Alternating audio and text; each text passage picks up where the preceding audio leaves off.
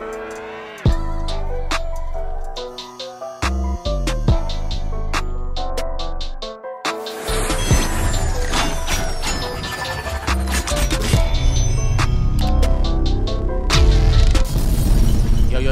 turn up. It's the Mallory Bros podcast. We back. Episode 169. Yes, sir. Yes, sir. And we in a brand new place, a brand new look, a brand new feel. Shout out, man. It was a long 168 weeks. Nah, for sure. Running in that last apartment. Believe it or not, if you listen to this and you're not seeing it, we in a brand new location. The last place that we shot the podcast, believe it or not, was one of our first apartments that we got here. Yeah. Second, actually. Second, but we ended up moving out of that joint because I'm going to keep it 100 with y'all. I don't know if y'all know how apartments work. We was getting smacked every month for that joint. So it's definitely been a little process, and then like finding a new place where we want to go, and then finding a new place where we could, live and shoot the pod. Believe it or not, I live here. Terrell does not live here. Yeah, this is Terrence's place, just like the last place was Terrence's place. Mm-hmm. Because if you keep up with the vlogs and stuff, you would see, like, Terrence is over here, Terrell's here. So we basically got that last place together. And when I moved out, it was like you just had that place. I told Terrell left me with a 2-bedroom loft. 2-bedroom and a loft. Because y'all remember we used to shoot a video upstairs. I was getting smacked. Not yet. I'm so it was for a family of motherfuckers to be here, and it's only me. It was only right that we decided to move away from that place. What the fuck is that? Is that your fridge? But yeah, it was only right for us to go ahead and elevate. Shout out to my guy. Went from the joint that we had. Now that my man living penthouse life. You know what I'm saying? See, I don't like when Terrell does that. This is not a penthouse. Y'all, I'm paying less for this place than I was paying for the last place. So if you're looking at you this, got way less. We had all them rooms. Right, but don't make it seem like this is what Terrell like to do. And we always talk about this. We are not living penthouse lives. This is an apartment. Like, this is not a penthouse. This isn't like I'm paying, oh, damn, these niggas got more money, so nah. This is a good deal right here. I was just paying $800 for condo, and now I'm at $650. I'm the only one that's gonna really know the benefit of that $150, Trust me. But you are in a way better spot. Definitely a way safer. This suits you better. Just looking around this joint, it suits you better. 100. And I don't know if y'all know this, but in the last place, I was very reluctant to show where I lived and what I was doing, and even my whip and like where I was at, because I just kind of felt like it was I ain't live in a hot area. Just how you are. You just try to be I'm a lot more low key than Terrell, so I try to be a little bit more low key with it. But with this place, I feel a little bit more secure. So hopefully I can be a little bit more out there with the content. We got the P.O. box that's getting ready to open up. So if motherfuckers want to send us stuff that we can wear, I can stop spending my money. I'll wear y'all shit. Trust me. Like, I think this move is going to definitely be the start of some good shit for us, because I feel like y'all have probably seen it haven't been a whole lot going on with us ever since crew came, and then we made the choice to move, and then probably leading us to the next thing. My sis Candace just got married. Which was amazing last weekend. And that's kind of how we'll start the week recap. Nah, for sure, because honestly, the biggest thing is that we was not here last week. You know what I'm saying? Sure. And most of this shit, all of this shit is a part of it. Candace getting married, Terrence in the middle of a move, having to get out of the last place, and then everybody, we'll do it in a place. We'll start with the wedding first. Let's start with the wedding, because shout out to Candace. I know y'all seen her a bunch of times on the channel and the vlogs, but she got married to our brother, her longtime boyfriend. They tied the knot. It was beautiful. It was, y'all know how it is. We've been on this podcast a couple times after weddings. Yeah. So we'll probably be saying the same shit. No, we love weddings. We some wedding We do folks. weddings. Yeah. And y'all will see when you get older, y'all will be doing the same thing. Weddings is definitely a mid to late 20s. You start feeling like, okay, wedding, yeah. This was nice. I love being invited to a wedding. Me too. I love it. I love being there. I love the food. I love wedding cake, the vibe, dance floor. You get to cry a little bit when the bride come. Yeah, me and Terrell are some crybabies. We definitely boohooed when my sister was coming down the aisle. That was some crazy shit. I think I cried the worst. Like I had like front view of the. I wasn't doing that. I wasn't giving it up like that. But I for sure cried the worst. I made the bridesmaid. I've had like view of the bridesmaids because we was in the front row. Yeah. And I know they saw me crying and it got worse. Damn, that's Hey, crazy. look. I cried, but I had the thug joints, the thug joints, and I was smiling too. That way, it's a happy tear. Yeah. I had the shades on though, so you couldn't really tell this motherfucker. He was looking funeral ready.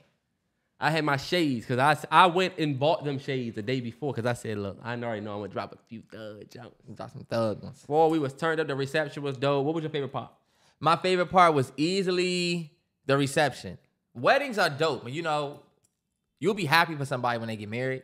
But my favorite part had to be the reception. I haven't been that cross-faded in front of my fam ever. I remember motherfucker, man. first we had what is it? A-Train gave me a margarita first. Then we was cheering. No, we had the cheering champagne first outside.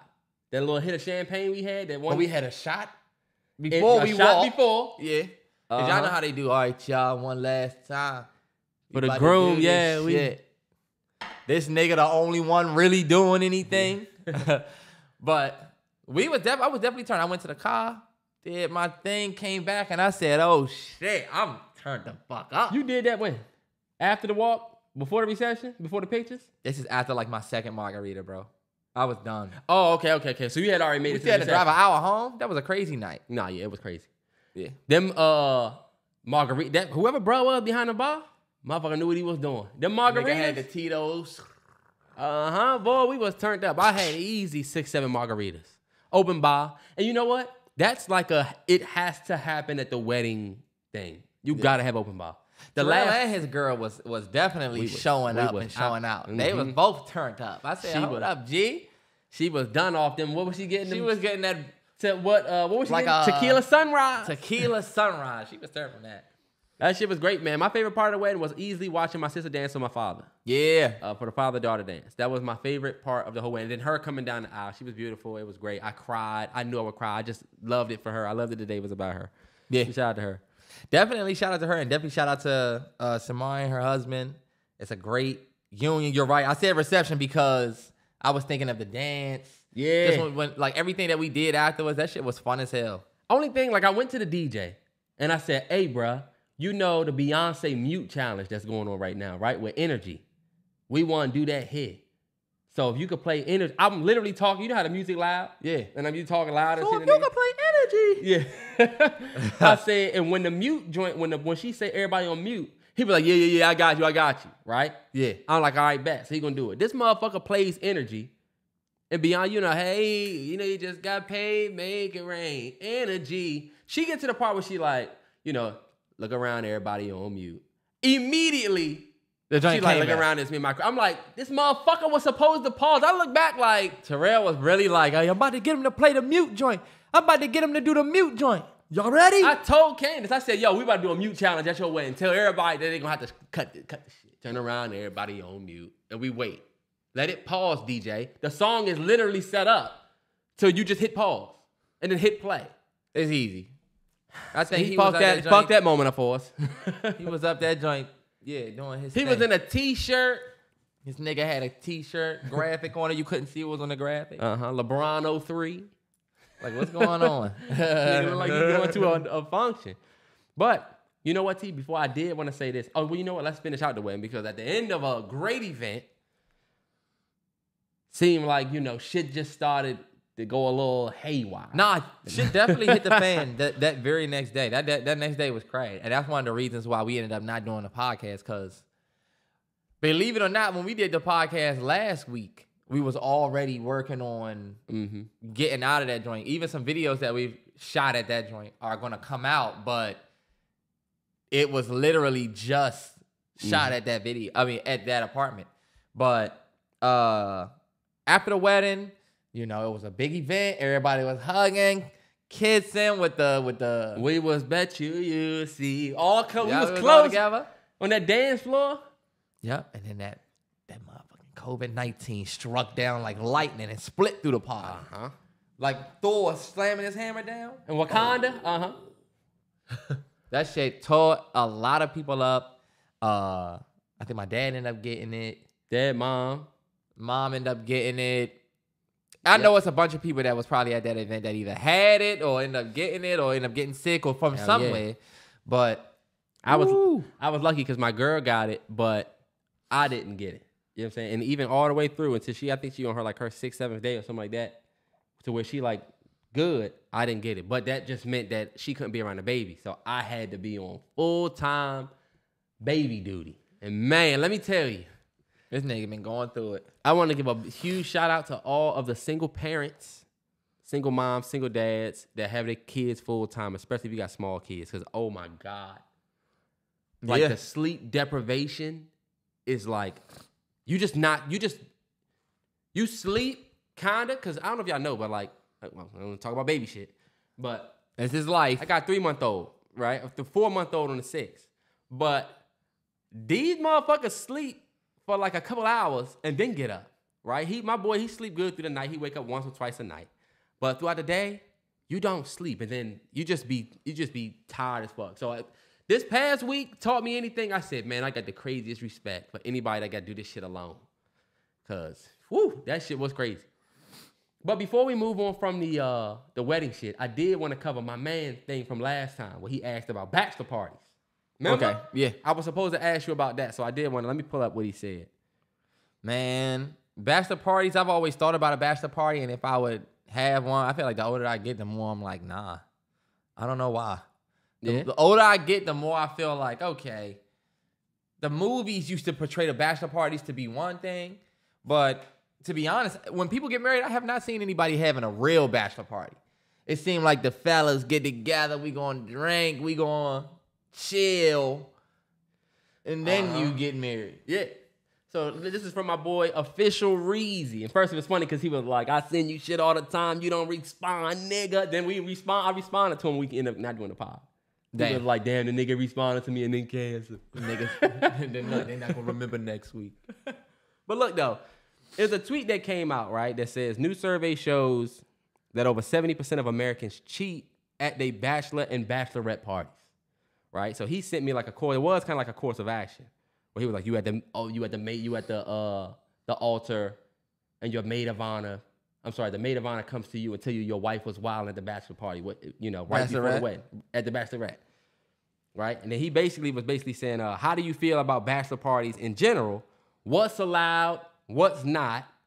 And do you feel like it's low key cheating if you wild out? I'm not going to get real deep into that because do whatever the fuck you want. I just personally feel like if you want to have a bachelor party, you want some shit.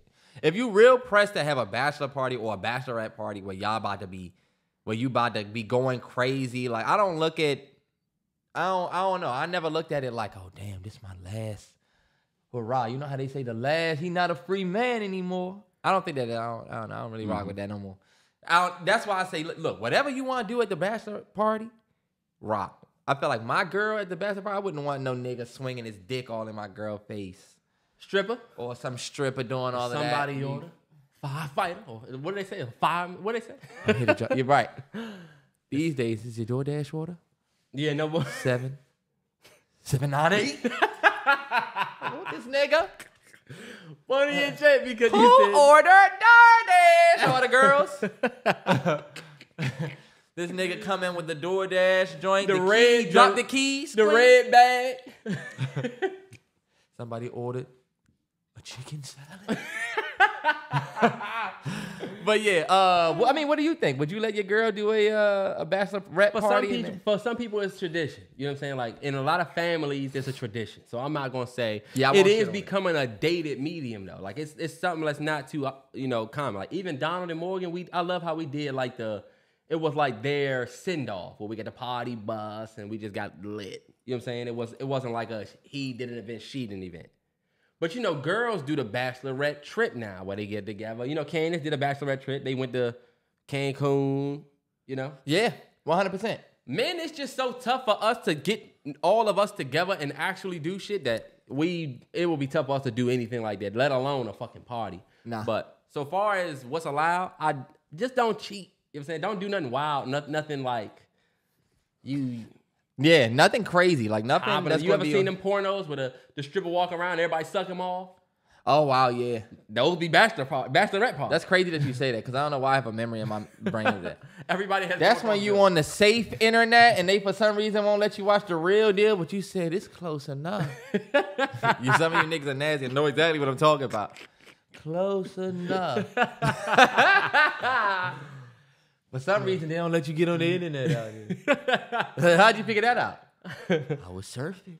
They don't let you find it. You gotta get on the Mozilla Fire. Remember Firefox? You on Mozilla Firefox. You don't even know what a browser is. Hold up, how do I click a website? Turning cookies on. It should be loading. There it is. Nasty nigga. There it is. Funny as shit. This evening continues. As long as you ain't doing nothing wild like that. Yeah, I don't mind stripper though. I don't mind a stripper. Look, have y'all fun. I trust you. Yeah. Just don't do nothing wild. Next thing that we want to talk about for sure, some of the biggest news of the week. We won't spend too much time on it, but we definitely have to shed light. Shout out to my man Usher. Locked in the Super Bowl performance. Halftime show. He's getting ready to be on 2024 this season. I feel like I fucked this whole thing up. 2024. Super Bowl 2024, yeah. Super Bowl, I mean, it's this season. I don't know why. This season, but It's the will be- 2023 season. Yeah. It just ends in 24. Bottom line, we just got Rihanna last year, and she shut it down. One of the best halftime performance shows that we've seen in the last 20 years was Rihanna. Really? And Really? Usher is getting ready to come said behind that. and do the same. And let me just say, okay, I'll do it. Just Usher. Big shout out to him because honestly, what he's been doing and the fact that the Super Bowl is in Vegas, is going to be at Allegiant. First of all, two most beautiful stadiums in the whole league is SoFi and Allegiant, the two newest stadiums. So I love that the Super Bowl is in Vegas. It's about to be crazy out there. Yeah. I know the tickets are going to be crazy. But Usher has been doing his thing with his Vegas residency. Outside of all of the shenanigans that people talk about with him serenading people's wives and shit, that show is amazing. So he's going to do it. You seen the commercial with Kim K? Yeah. Kind of cringy. Nah, yeah. But I think it's dope because it's not going to be the exact same set. We're going to spice it up a little bit. Nah, yeah. I'm excited because I think Usher adds, I think Usher, and I didn't even realize that it was going to be in Allegiant this year. That makes perfect sense. Mm-hmm. He's literally just going to go from right there to right there. And Usher got hits. I saw some people hating on it. Some people feeling like Usher wasn't big enough for that stage. And I'm glad y'all feel that way because just watch the show that bro put on. Nah, yeah. You see they was talking about the songs he should start with? Yeah. They was saying some stuff and I'm like, hell no, he don't need to start with this shit. Hell no. He need to get Yeah out of the way and let's get to the shit, the real shit. But you know what? Yeah, definitely got to come later. What do we start with? That's a good I think question. he should start with Yeah and get that shit out of the way. But you know what? It's going to be an event. It's a lot of white folks. You know, white folks love Yeah. He might have to be like, don't play like that. He gonna get me corny. Super Bowl performance, don't play like that. I wouldn't be mad at it. I want him to start with the I'll be your groove. Oh, come on, Superstar. That's one of my favorite Usher joints. I want him to Nah, start. there's no way you can start with that. He might as well start. He gotta get to a point where it starts where he can hit the note. He gotta have the momentum for where he hit the note. He can't start the joint and hit that note.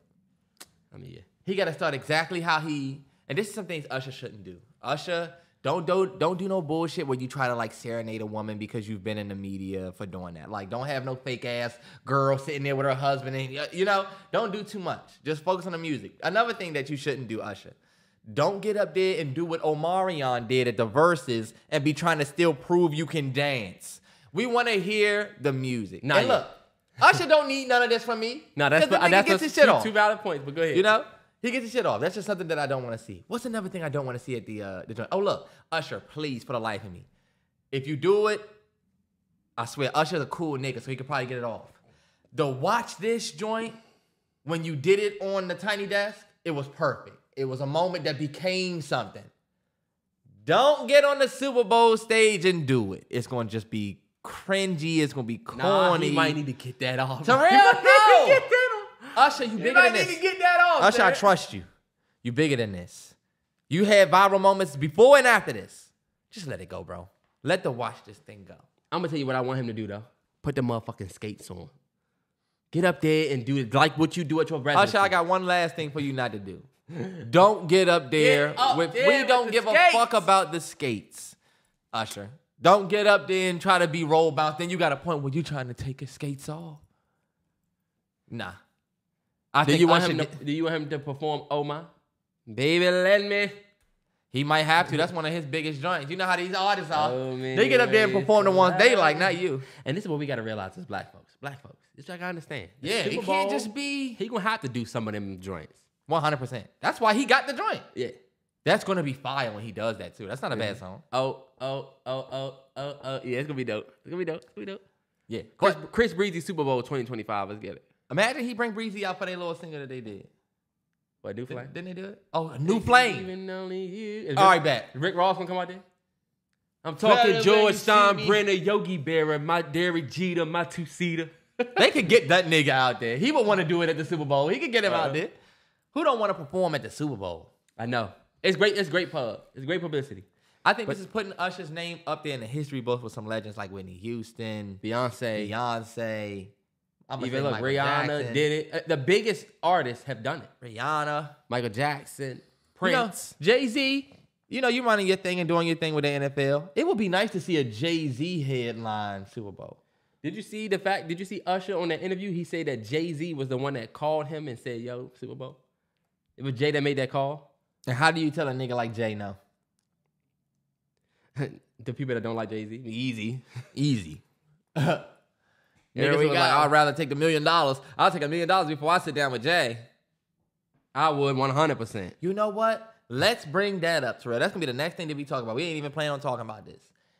This is something that we saw last week, and I'm going to try to keep talking because I don't know what this damn buzzing is in here. So bear with us, yes, for the people He that live in a watch. construction I'm zone. living in I don't even know what the fuck is going on here. But it sounds like we got a buzz doll living above me for some Somebody reason. got a rose toy under She the got table. Hey! Hurry up and finish. Anyway, That buzzing's keeping me up. fucking look. If you ever get mad enough to where you doing that, bro. They gotta really be stomping for you to bang up. Nah, yeah. But this is what I wanted to ask a nigga. I don't know if you've seen what they was talking about in the NFL. It's a sports related topic. $100 million in no ring or $50 million in a championship ring. Did you see? Because I feel like you didn't like what's his name's response to it. You didn't like Steven. I actually did like what Steven Jackson said because it made sense. I just don't like Steven Jackson. I feel like he needs to grow up sometime. You know, he still be trying to be on this young shit. It's like, nigga, you have a salt and pepper beard on O Block. That shit was embarrassing. Yeah, I'm still street, nigga. Yeah, I'm still outside, nigga. Take your ass and do all the smoke. Anyway, Wait till you niggas get old and they be telling y'all niggas, you old nigga. if you an old nigga and you still look at what they happened with Nicki Minaj's husband. Yeah, we outside, nigga. Yeah, we outside. Everybody clown him because it's like, you 46 outside like this. It's like, yo, you got a kid too? Like, come on, bro. Kids. That man's kids. Go ahead. Does he? Yeah, Steven Jackson got like 10 kids. Oh, no, I was talking about Nicki's husband. Oh, okay, my bad. I'm talking about, you see how it turned out for him? When okay, you yeah. old and you outside, it don't go well for you. Yeah. But I did agree with Steven Jackson said about that because for me, the whole $100 million versus 50 in a ring, people that are going to pick the $100 million don't have the same passion that these players have for the sport. Like, that's the ultimate level of success for the sport that you love, that you've dedicated your life to. You know what I'm saying? Yeah. So I completely understand taking $50 million over $100 million with that ring. Also, we do this thing now in the social media time where we like to devalue the amount of some shit. Yeah. Like a nigga saying, would you rather have 50 million versus 100 million? Like, that's not $50 million. Yeah, like the 50 million not gonna be crazy. Of course, you would rather have 100 if you don't give a fuck about the sport. So, of course. Yeah. But for me, you know, would Nah. you rather have 1 million YouTube subscribers and let's call it, I don't even know what to tell the nigga because I know you getting ready to say, fuck that. Yeah. I 100% would have went with the 50 million in the ring. Give me the ring. Yeah. I want to be able to say that I touched paradise with this shit. Like, we took this shit to the next level. And you can see players who talk about the game post the game. We don't give a fuck that they say, oh, yeah, you know, I made $400 million in the league. Look at people that have made good money and left the league, like, and did great shit. I can't even name them. It's plenty of players that have done great shit with the money they made, making more money. But when these players come up and the game is over with, you do find that you respect what the people who have won say. And you want that extra layer of respect on your name. Yeah. And if you get a ring, you got a better chance of going to the Hall of Fame. I want that It's just ring. too much. It's a lot that come with that. It's almost like getting that blue check back in the day. Back in the day when you got it, like nowadays with all of the memberships and stuff, it's different. But back in the day when you got a blue check, it told every brand that you was a solidified somebody. Yeah. So you got access to different brand deals and all types of shit. So Yeah, I'm with Stephen A. I said Stephen A. Or Stephen Jackson. I'm with Stephen Jackson. He said some of us come from nothing. So 50 million is already a W. right. We want both sides of greatness. If you just want the 100 million and you saying fuck the ring, you really need to think about, all right, Beth, money that crazy to you? You like, to me, that says that you're going to get, or you're going to be given everything. Nah, yeah. You know? Like, you're not willing to go and get nothing? If it's that, if I can't do shit, then yeah, give me the 100. But I think with the 50 in the ring, I feel like I can do something with that. Nah, I agree. Travis Kelce, Taylor Swift, Yes. their little love connection or however that's come together. I was telling my girl, I feel like we sitting on the outside. You know what I'm saying? I feel like we get to sit on the outside and just watch. I ain't got no opinion. I ain't got a big opinion on Travis Kelce. I don't got a big opinion on The Boogeyman. the Boogie Man, Taylor Swift. Mm-hmm. We just sitting on the outside like, yo, this is dope. My man he threw a prayer up. Yo, you should come watch me at the game because I watched you at Arrowhead, and then they linked up. I just feel like he got a lot of hate after. There was a lot of hating going on after this. You know? Yeah. I think the biggest thing is for first, Taylor Swift is damn near bigger than the Chiefs.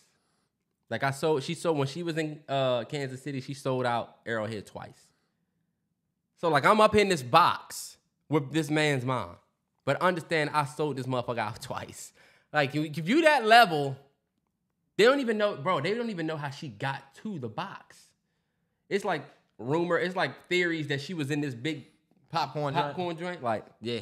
she definitely is one of the biggest stars, and you know what I'm saying? Yeah. So I think it's dope. Travis Kelce just like manifested it. You know, he was talking about on this podcast. You know, Taylor Swift is dope. I think she's. My bad, You know what I'm saying? Yeah. And you know what? I was gonna say this. That needs to be put out there. Taylor Swift went and got her a podcast, man. Uh-huh. It wasn't the NFL shit that attracted her to bruh. Did he send out the invitation on the podcast? He did shoot a shot on the podcast. He was talking about how, I sent her I think they had a friendship bracelet or something that he got her or something like that. So I don't know. She got with a podcaster, so anybody who's got shit to say about that, Taylor Swift does it, so. I mean, she's gonna shut out the fucking arena, so. How you feel about the response from the women about him leaving a black woman and getting with this? I'll let you rock.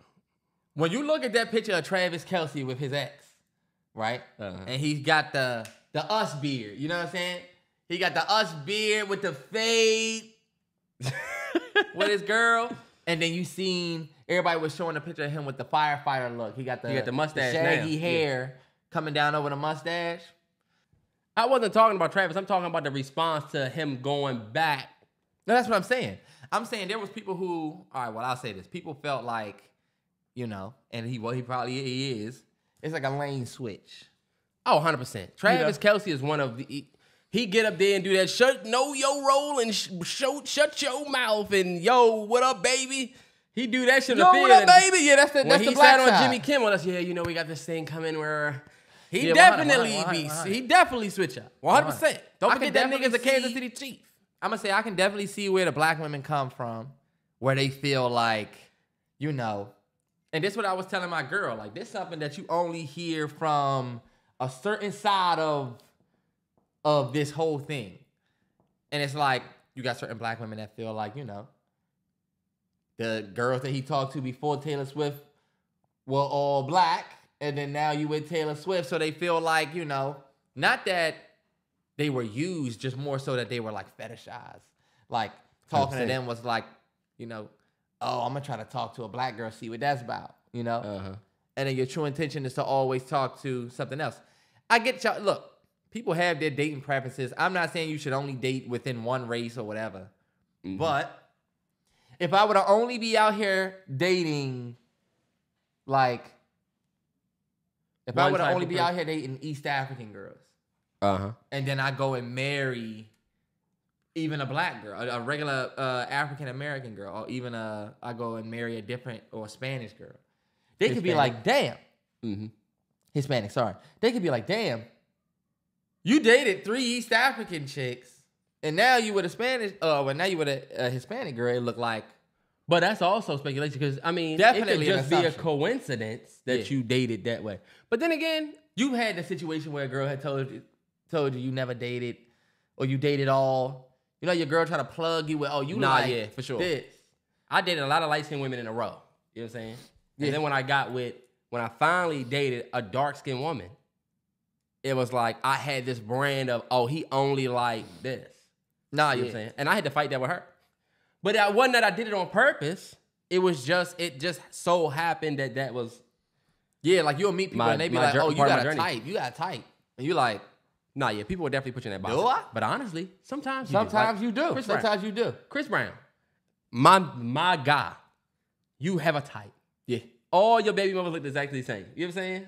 The woman you was crazy over. Rihanna looked the most different out of all of the women that we've seen you go public with. I ain't gonna put it all in your jacket. Yeah. But what we've seen, same thing with Travis Kelce. Your ex before Kayla, Yeah. and then we see Kayla, and you had Kayla on Front Street. This And then nigga's- you go get with Taylor Swift.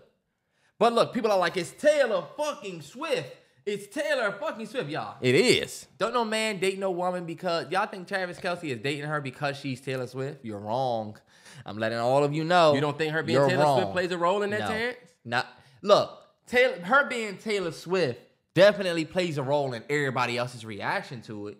But do you think her being Taylor Swift is gonna play a role in if he wants to talk to her or not? No. Man, she a boss. She's a boss, She but a look, boss. She Terrell, got 11 houses. How often we talked about it, Terrell? When men date women, we do not look at how much money you got. Like y'all got to remember, this man Travis Kelce is a Super Bowl low key. He's the best tight end ever. Yeah. Low key. Yeah. He's low key the best tight end ever. I hate the Chiefs, and that's This nigga has Super Bowls, sponsorships. He ain't he got the hurting for receiving money. record. He has the touchdown record. He not hurting for dough is what I'm trying to say. You're right, but you got to remember, he was dating somebody that didn't necessarily have So what? that. Because So you it's don't never been know, a thing. But you don't know if that's something that he liked about Taylor. The fact that, think about it, T. Don't put all men in the box that they don't kiss. Some men want a boss type chick. You know what I'm saying? That got her own. I love her because she got her own. It's the reason the nigga Jamie Foxx said that. Do y'all know why he said that? She don't even Why they mind. made that She song? like, leave my ass alone. Like, people do like a girl that do her own thing. And think about it. If you coming from a chick that's just like, I don't want to call the girl broke. I don't know what she got, but she don't have what Taylor has. You know what I'm saying? I mean, she's Taylor not a fucking mega star. Like you're dating that's what I'm saying. So her being a fucking megastar probably does play a little bit of a role. Like, yo, if you could bag that, Taylor Swift. But she's not a mega star because of like, I think him bagging, and this gonna sound ridiculous to say some of y'all, I guess. I think if he'd have bagged, like, I don't know. Like, I don't think that it was so tough for him to bag Taylor Swift. You know? Taylor Swift, even though she's a mega star, she seems like a cool ass person. She seems like a cool ass person that if you keep your shit together, she'll have a whole combo with you. That's why I'm like, yo, I didn't look at him bagging her like, wow. Like, I can see if somebody bagged Beyonce. And let's say Beyonce was single. Beyonce being bagging her, like, that is a, you know. Yeah, but Beyonce is my GOAT. Like, she is, to me, untouchable. But Taylor Swift, right now, to these young girls, when Taylor Swift turned 40, like Beyonce is, they gonna look at her and I'm not saying that she's not great. I'm just saying personality-wise, they're like, oh, wow, he bagged. And look, that's why I said, look, I'm sitting on the outside. I'm sitting on the outside looking at it. You can't make it seem like Taylor's just because he got a good personality, it's easy to bag her. You can't just, it's probably plenty of them white boys that wanted Taylor Swift. And I'm not saying, I'm not hating or saying that he didn't put the work in. More than I'm saying, I wasn't shocked. I wasn't like, oh my God, he got Taylor Swift. I felt like, oh, all right, bet. That's a good little, That's a good match. But you know what I realized? The white boys, and I'm going to just keep it 100 with y'all. I'm watching how y'all reacting, and it's making me feel like, I bet. Like, all right, yeah. Like, the white boys are reacting awesome. Man, that's a W. You know what I'm saying? Even Bill Belichick said that was a crazy catch. Not yet. I'm like, you know what? Let's keep it 100, y'all. It depends though, cause I have seen some white boys say, "Yo, he catching sixes on the field and off, and I trying seen to that shit too. on And her." you see, I wasn't trying. See, I feel like when I do that, then people gonna respond with her bag. That's Taylor Swift. Yo, that's Taylor Swift. And that's why I say, yo, low key, that doesn't matter. Her having millions of dollars. A woman can have millions of dollars. It do not fucking matter. You're not keeping a man because you have millions of dollars, unless that nigga's broke. And this is an NFL player we talking about. Not yet. I don't think the money necessarily had everything to do with it. I think her stardom, definitely added to it. Yeah. You got 11 property. I got 11 houses. I done sold your stadium out twice. Do you think that he would? I think that's impressive, bro. It's like, yo, she a boss chick. I love her because she got her own. Man, that shit is a myth. I love it because she got her own. Jamie Foxx ain't even talking. Jamie Foxx never talked to a woman that had her own. Look at Jamie Foxx type. Jamie Foxx like Taylor Swift type. He's a Kate Hudson motherfucker. Well, you know what? You're right. He definitely does talk to like he love them white women girls. with their own. I'm just saying, look, you making it seem as though a man talking to a woman like Taylor Swift with that much of her own. Travis Kelce don't got to do shit. He don't. And I don't think he with her because he think, oh, bet she could bring this to the table. Nah, you're right. I'm throwing out. I think I'm living on. She said, I'm living on the stereotype of how men feel about women making more than them, and it being this ego thing, and that's for niggas down here. And we don't. This nigga Travis Kelce is just a football player. That's why I told you, if he don't have that part of his shit together, oh, this not gonna last because. Not yet. Did you see the tweet where they said low key he's in hot water? Immediately, because if this shit go haywire, you're gonna have a megastar's fan base that will hate you. This ain't like your last girl, because you did your last girl dirty. Y'all like, yeah, Y'all and like, the one before that. So like this, you gonna have them hate you. Then look, this is the thing. Football, you're gonna get to a point where you're not good. But you know what they gonna say? Man, this Taylor. Look, let the Chiefs go out there and lose to the Jets and Zach Wilson. They're going to be like, man, Taylor Swift is a fucking distraction. Because you know they said she was going to be in the next game. Oh, shit, yeah. So now when you start declining on your football career, oh, you should have never got with Taylor Swift. As soon as he got with Taylor Swift, he started being ass. Look, he went the whole game, didn't catch shit. Yeah, but that's still Travis Kelce. This nigga is going to do what he does. You'll see. He ain't like Russ when Russ got with Sierra. Because believe it or not, even though Russ was like in those top 5 QB conversations, Russ was loved. Russ was loved until he started playing bad. Keep it 100. That's true, but he was never the best QB in the league. Like Travis Kelce is the best tight end of all time. Like, you got a point. You got a point. And you know what? Going back to the conversation about how he might have. Oh, this is somebody trying to get in. My bad. I let the motherfucker in my apartment. Who is that? People call my number to get in. Like when G probably ordered some food or something. They probably found my name because it's 4 nights. Oh, okay. Yeah. But going back to the conversation about like the black women and the fetishize it, I feel like they do like it's the Jack Harlow thing. Remember Jack Harlow came out and said, I love black women. Black women are my favorite. Black women love black women, right? Then he made the song about Dua Lipa. Wanted something with you and do a feature. Yeah. It's like, all right, okay. So you use them kind of like to, make yourself look a little different or look a little way. Nah, yeah, y'all, we actually don't get to see anybody do that for real. It's weird when you see dudes do that because y'all got to keep it 100. It's hard for certain communities to not feel used. And I totally understand that now. Like, at first the backlash was like, what the fuck? This don't got nothing to do. You saw a lot of people saying stuff like, this is a white dude getting with another white girl. What's the problem? But there is definitely a culture of, fetishizing, black women and other women, us men. Like, other races definitely get to a point where it look like you just trying to see what that's about. Mm-hmm. And some people feel used in that regard, y'all. Imagine you dated a girl and you were the first black dude that she dated, and then she ended up getting with a white dude, and you realize, damn, I was one of the only black dudes, and I guess I was just a test piece. Mm-hmm. Like with you, she was listening to this music. Now with him, they going to the Morgan Wallen concert. You like, hold on, wait, she wasn't listening to none of that shit with me. 100%. I guess she was put on the front. Yeah. Like, oh yeah, baby, you think Travis Kelce, when he went around that girl, his black girl's family, you think he gonna act the same at them events? Nah, he was putting on what he doing in football. He gonna do what he doing in football. What's up, baby? You know, I'm out here trying to score another touchdown, baby. Yeah, all of that shit. But when he's around this Code family, switch. it's a different. We get to watch them lane switching. It ain't nothing. I'm gonna ask this nigga a hot seat question. Shout out to the podcast. We back. Hot seat. It's been a minute since we had a hot seat question, but in honor or in not in honor, but you know, speaking of Travis Kelce, would you rather cheat on your girl or snitch on your homie? And I felt like this is a very generic, broad, whatever I've question. seen that shit going around. And I said, this is a hot seat question. I'm gonna ask this nigga, because the nigga girl listen to this. My girl listen to this. We some relationship ass motherfuckers. Y'all already know how I am. Would you cheat on your girl or snitch on your homie? Now let me tell you this, because you'll just do this. If I'm snitching on my homie, then he must have did something bad. Right. So, nah. Snitching goes the long way. Like, what if you got a homie that, you know, he did, it ain't illegal. Snitching ain't always because you told on some illegal shit, you know?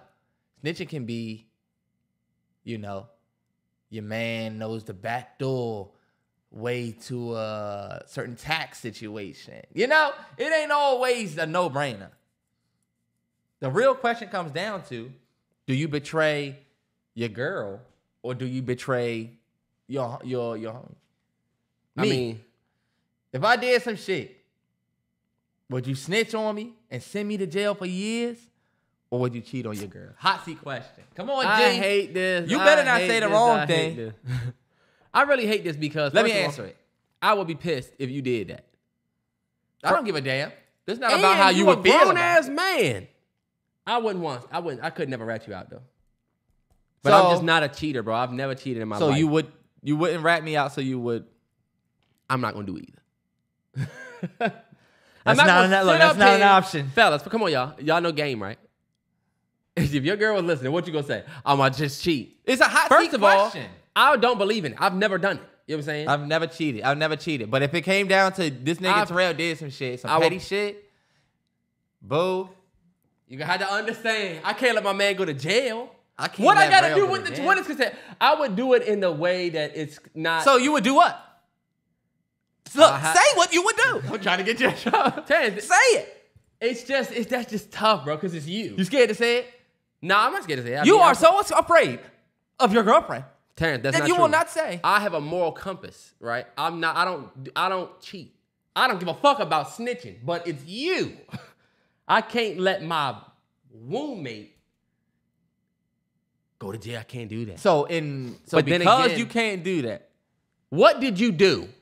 Because maybe your black ass deserves to go to jail. How about that? You're trying to justify what I did. I did something that you just can't snitch on. You just said you're not snitching, so it doesn't matter what I did. All right, well, yeah. Because if I tell him that I did something that's bad, he gonna say, well, you know what? I would snitch. So you would cheat on your girl. I would not. You would. He's scared to say it. Your black ass would be in jail. You think I'm scared of my girl? You think I'm scared? First of all, I'm not scared. Terrence, I'll say it. If it came down to it. Now think about the response you're gonna get, right? Think about the response you would get. What are you talking about? I haven't said anything. If you did some shit and you playing with fire, I got a son too, bro. There's no way. You want me to fuck my son? You want me to fuck my son future up? Okay, so you see how I'm looking at it? All right, bet. What if I got a son? What if I got a son? You shouldn't be out here wilding. So you would send me to jail? You're sending yourself to jail. I'm not doing anything. You are snitching and sending me to jail. I'm not going to jail if you don't snitch. You just have to cheat on your girl. I can't. I don't know what I don't know what I do. I knew Terrell was gonna do this, bro. I think about my kid. I think about my son's face. If I cheated on my girl because I didn't want to snitch, to me that make you just. Like it's I guess it's cool to on some street shit. Nah, for real. Like, I would want you to be free. I won't want you to be in jail, and you in jail because of me. I'm literally look at Gunna Life. Did you just see Jay Prince? He found a rat in his apartment. Ghana. Yeah, I did see that. What you doing, Ghana? I don't want that life. Low key. I will say this. Let me say this. If I'm in a situation where I gotta snitch on you, it mean we both are in it. Because if the feds are at me, trying to get me to fold on you, is because they probably got me hemmed up, and the only way I'm gonna be able to do me is if I snitch on you. You know what I'm saying? Yeah. So I knew it was gonna be a hot. I'm just not going. I wouldn't snitch on you because that means we would be in it together. It'd be something we did. It would be that, and that's if I lived a very fucked up life that I don't live.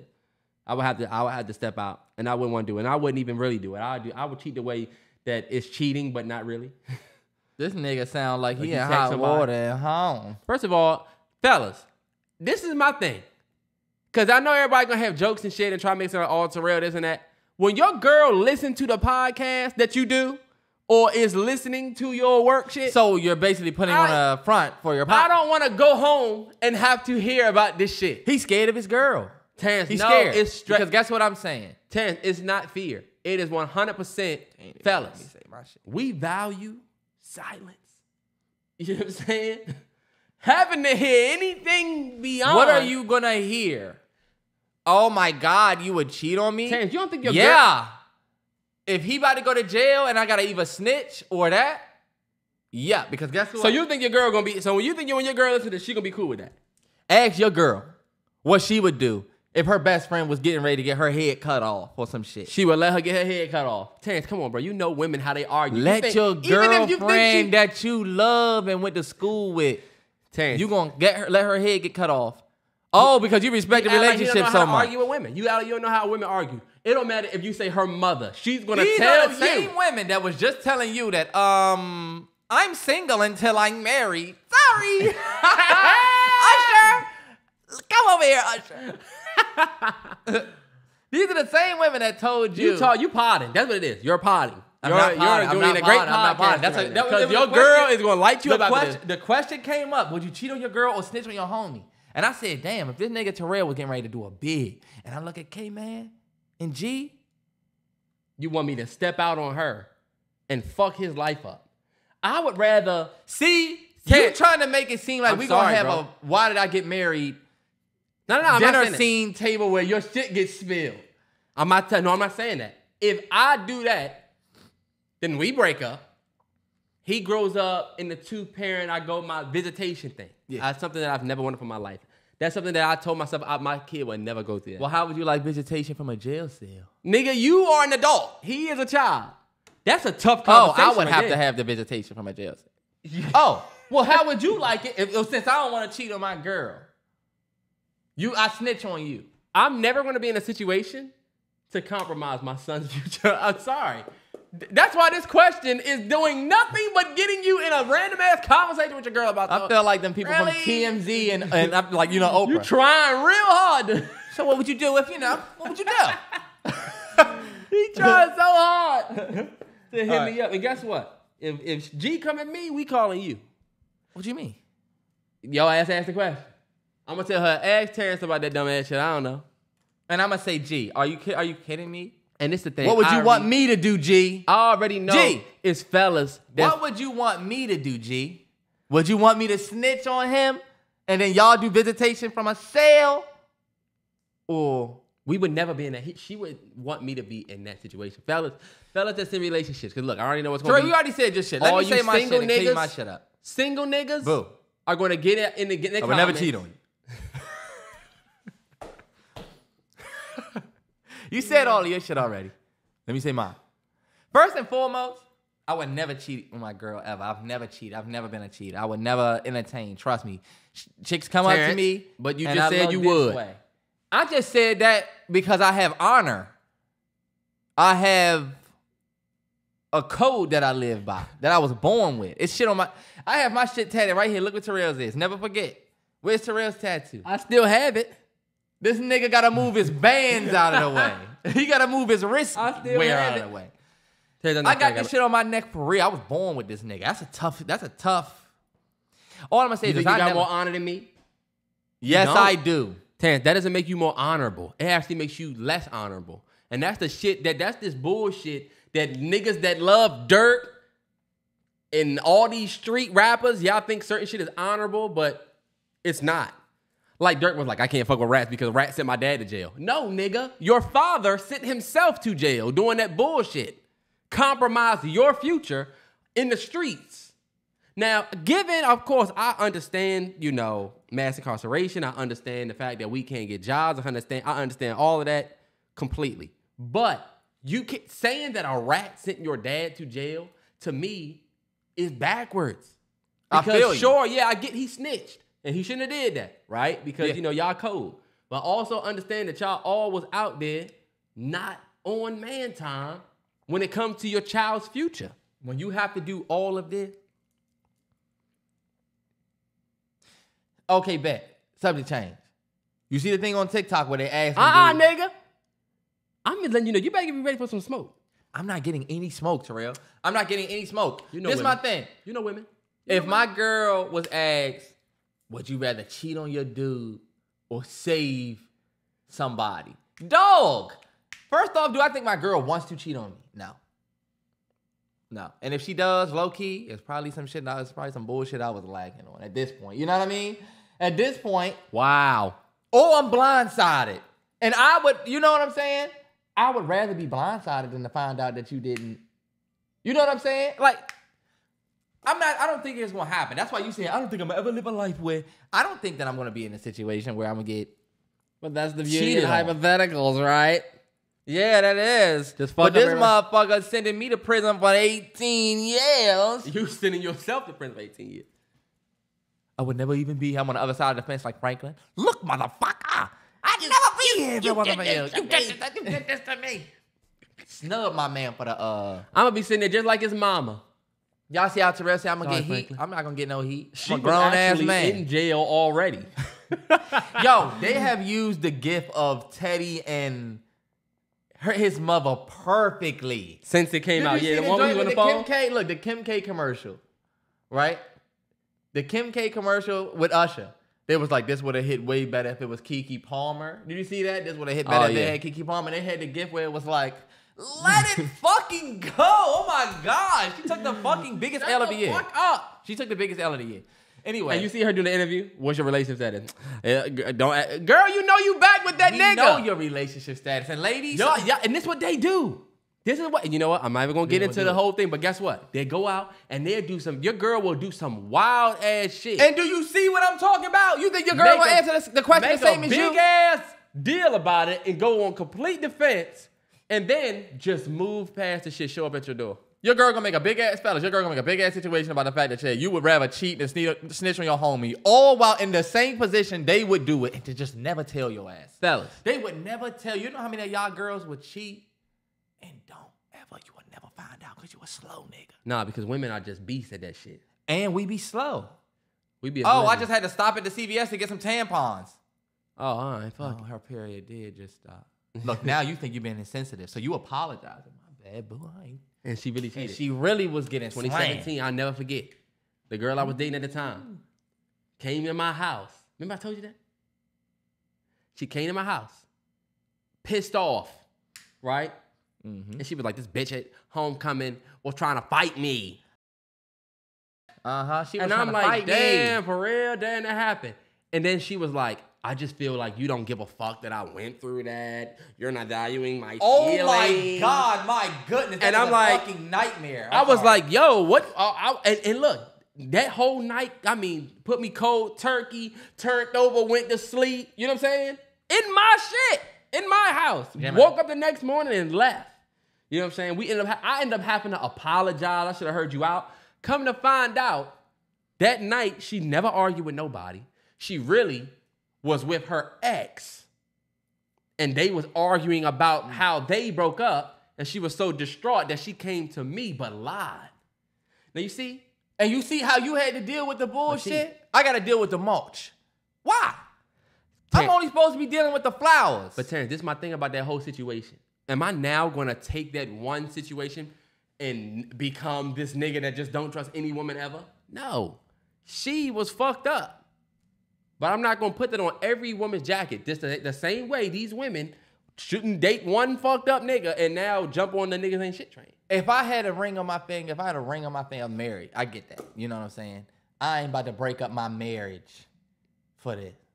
But do you see what you just saying about how they picked them? Man. But that girl in 2017, not Mob. Y'all, we gonna have a fucking documentary come out and it's just gonna be a silhouette with the voice. My name is so and I told you Terrell in 2007. It's gonna just be a silhouette of some girl. This girl is a legend, obviously. Maybe who I am today. 2017, that was my Nah, days. That's his year. Hanging records on my demo. I do not stay at the Intercontinental. I own that motherfucker. I was running them up back then. Running them up. And look, you telling me, yeah, I was running them up. I was running them up back then. What about my year? And you see how I just said that? You see? And let me tell you, this is the thing that I was going to tell you, setting yourself up. All the single niggas in the comments going to be like, this bitch ass nigga is scared of his girl. This bitch ass nigga wants to stand for his girl. All the men in relationships, no. Fellas in relationships, go and ask your girl if she would rather cheat on you or snitch on her best friend. And watch her ass lie. She's going Terrence, because to of lie. course she's going to say exactly what she's going to say to keep her ass out of hot water. And did you not just say that these girls will get out here and say something, but you know they would do the opposite. They will get out here and tell you, Keke Palmer showing ass to Usher. What's the big fucking deal? It is Usher. But in their situation, they wouldn't do it. They would not do it. But to win the argument, they're going to take that fucking So stand. to win this argument, they will say, I would never cheat on you. Never. But in the situation, you're going to be sitting there. Life. Oh, hell no. I thought this was down with me. Her and her friend going to be on a plane somewhere. Nah, for sure. Hey, look. Hey, I don't even know why. That's a good question. I said it's a hot seat question. We both going to be in a hot seat. I'm going to come back in this podcast and say, you know what? I think the greatest joy in my life is my girl. Like, the greatest joy that I have right now currently is my girl. I would probably, you know what? Let's just end the podcast. You know, let's just talk all about girl. This nigga got in trouble last pod. A new report shows that NFTs are practically worthless. Justin Bieber bought an NFT for $1.3 million that today is worth $59,000. Logan Paul bought one for $600,000 that's worth $1,600 today. Yikes. I remember everybody that was on Twitter that told everybody to go buy this picture of a jaguar head or a sleepy monkey with a suit on because it's about to be worth this and you can use this for whatever. Right now, the what's that dude's name? Remember Gary Vaynerchuk? Yeah. Whatever. Like the NFT shit was really only supposed to work out for the top 1%. And for some reason, everybody thought they was about to be in that 1%. Remember Odell Beckham had Von Miller, all these people had those profile pictures where they were NFTs. Yeah. Go look at them now. Just like the Forex motherfuckers, y'all be trying to put people on shit, and then all of a sudden it disappeared. I remember my boy Don Sale, shout out to him, Generation Typo. I know y'all seen the photo shoot. It was amazing. It was great. It was great. Don Sale was telling me years ago about NFTs, right? That's the only person that I trust when it comes to this shit, right? Yeah. All the rest of you motherfuckers that was on Twitter saying, oh, do this and get that and do this, I was like, all right, I'm going to just hold off because I don't know. He was telling me about blockchain. You can use this to get into this and then to do. All right, I'm going to let you sound like a 1% type motherfucker. And see, that's my thing. I'm going to need to hear your success story. I don't need to hear your plan. I need to hear your success story. And as you can see, like, think about it. People spent millions of dollars, hundreds of thousands of dollars. Logan Paul spent $600,000 on this little fucking cool, look like fucking Samus looking joint. That's worth $1,600 today. You spent $600,000 for it. One of the biggest losses. You know what I'm saying? Yeah. It's just funny how shit be coming up and then disappear and nobody say shit. But y'all was trying to make it seem like, oh, if you're not thinking about this, you behind. All right, man. It's the same shit, different day. We've seen it. Same shit happened with Forex. Nah, yeah. I definitely feel like it was something that, you know, we live in a culture now where people find out about some shit and then hurry up. They want to tell you exactly. Oh, you get some water? You didn't bring your Nah, your I jug? mean, it's in the dishwasher. Dishwasher. I'm good. I still got a little bit. I'm straight. Look, hit it right here. I'm gonna take But, this thing, I'm gonna fall apart. We live in a culture now, y'all, where motherfuckers are act like they know some shit. And it just came out. And since they learned first, they'll try to tell you how easy it is, and you just learned how to do it. Like, and that's kind of how I felt with the NFT shit. People who say, "Oh, bro, it's easy. You just got to do this." Oh, bro, trust me. All you do is. But we haven't seen any success stories. That's why I'm saying, be careful of a motherfucker telling you his plan, right? I'm only gonna listen to the success stories. Nah, yeah. I follow some people on Instagram that have courses, but when you look at how they live their life, it's like, all right, bet they should have a course. Like, I'm just like trying to figure out what they doing. Y'all hear the random sounds that emit from this building? Nah, yeah. Terrence. The hell is going on in here? Look at Mimi. Mimi's like, look, Fuck is that? y'all hear that shit? Yeah. But bro, I follow some people on IG that they have courses, but they have successful brands that you know. Oh, okay, that's the motherfucker that did this. I know a lot of people follow Justin P and Goat Vic and some of these people that have like, all right, bet this is exactly how I did it and this is my course or this is what I do. Yeah. Oh, okay, it makes sense. Yeah. But if you follow somebody and you have no idea what they do, but they have a course, be careful. You better be careful. Because what they do is the course. Right, the course that they're selling is what they do. That's what they do. You look like a Forex or NFT type of guy sitting here. It's weird. We sitting on the same side of the table, y'all. We normally sit on like a rounded table, but right now we sitting on more of a front end so I can see this nigga's whole fit. He actually has on a fit. Come on, bro. I've been putting that shit on for a minute now. You look like you put that shit on. This, I don't know if you remember this shirt. This from our Utopia. Listen to that Travis. I'm trying to figure out what the nigga look like, but I can't even think of it. Terrence, who do you look like, boy? You got a Bill Bellamy face. You look like Bill Bellamy from the Brothers, boy. You love white girls and you wish you. Okay, look, you got a what type of fit is this, boy? Come on, man. This nigga got on a Deshaun Watson fit. He's looking for a massage later. Weird nigga. Deshaun be putting that shit on him and his girl. You look like you dress like him. That's a compliment there. I guess that's a compliment. It's definitely not. This nigga's you look like you got a 2 Chainz fit on, boy. Hat backwards. 2 Chainz? What you mean? How is this a 2 Chainz? 2 Chainz used to always wear them fits with the dreads out the back. Man, this nigga 2 Chainz. You know when people was talking about how? Oh, anyway, let's move on. All right, bet. Let's cover the writer's strike real quick. So after 148 days, the writer's strike is over. Everybody knows that the WGA has been striking for damn near half a year. The longest strike ever from 19 whatever that was 155 days. So them stopping 148 is just before they was getting ready to break the record. But they landed on new terms, and it says, well, I'll read it to you. It says, the guild gained protections against the use of AI, data transparency, and they got residuals tied to streaming success as well as guarantees for the minimum size of writers' rooms. So now, like, if you have a show, they have like size minimums for writers' rooms, which means it's got to be 12 people or got to be 6 or got to be whatever. It can't just be one motherfucker or 2 for a show that cascades as much as it does. Yeah. You know what I'm saying? Like, you can't have one motherfucker write the whole, or 3 motherfuckers writing for Saturday Night Live. It's way more people that should be accredited as writers. You know what I'm saying? In terms of input. Nah, yeah. Then, of course, the AI shit was the big thing because, you know, they want to just chat GPT, write me a show about this. That wasn't good for writers. And then the last thing, data transparency. And then the biggest thing for me was the residuals to streaming. Because that was the biggest thing. And it's funny because they talk about the shit that they going to do, like, like new presidents. Okay, our plan is to do this and that, but it's like, yo, we don't know any of the real. Like, okay, what are y'all about to do with the streaming? What are y'all about to do about, compensation and stuff like that? I was surprised when I saw the AI shit.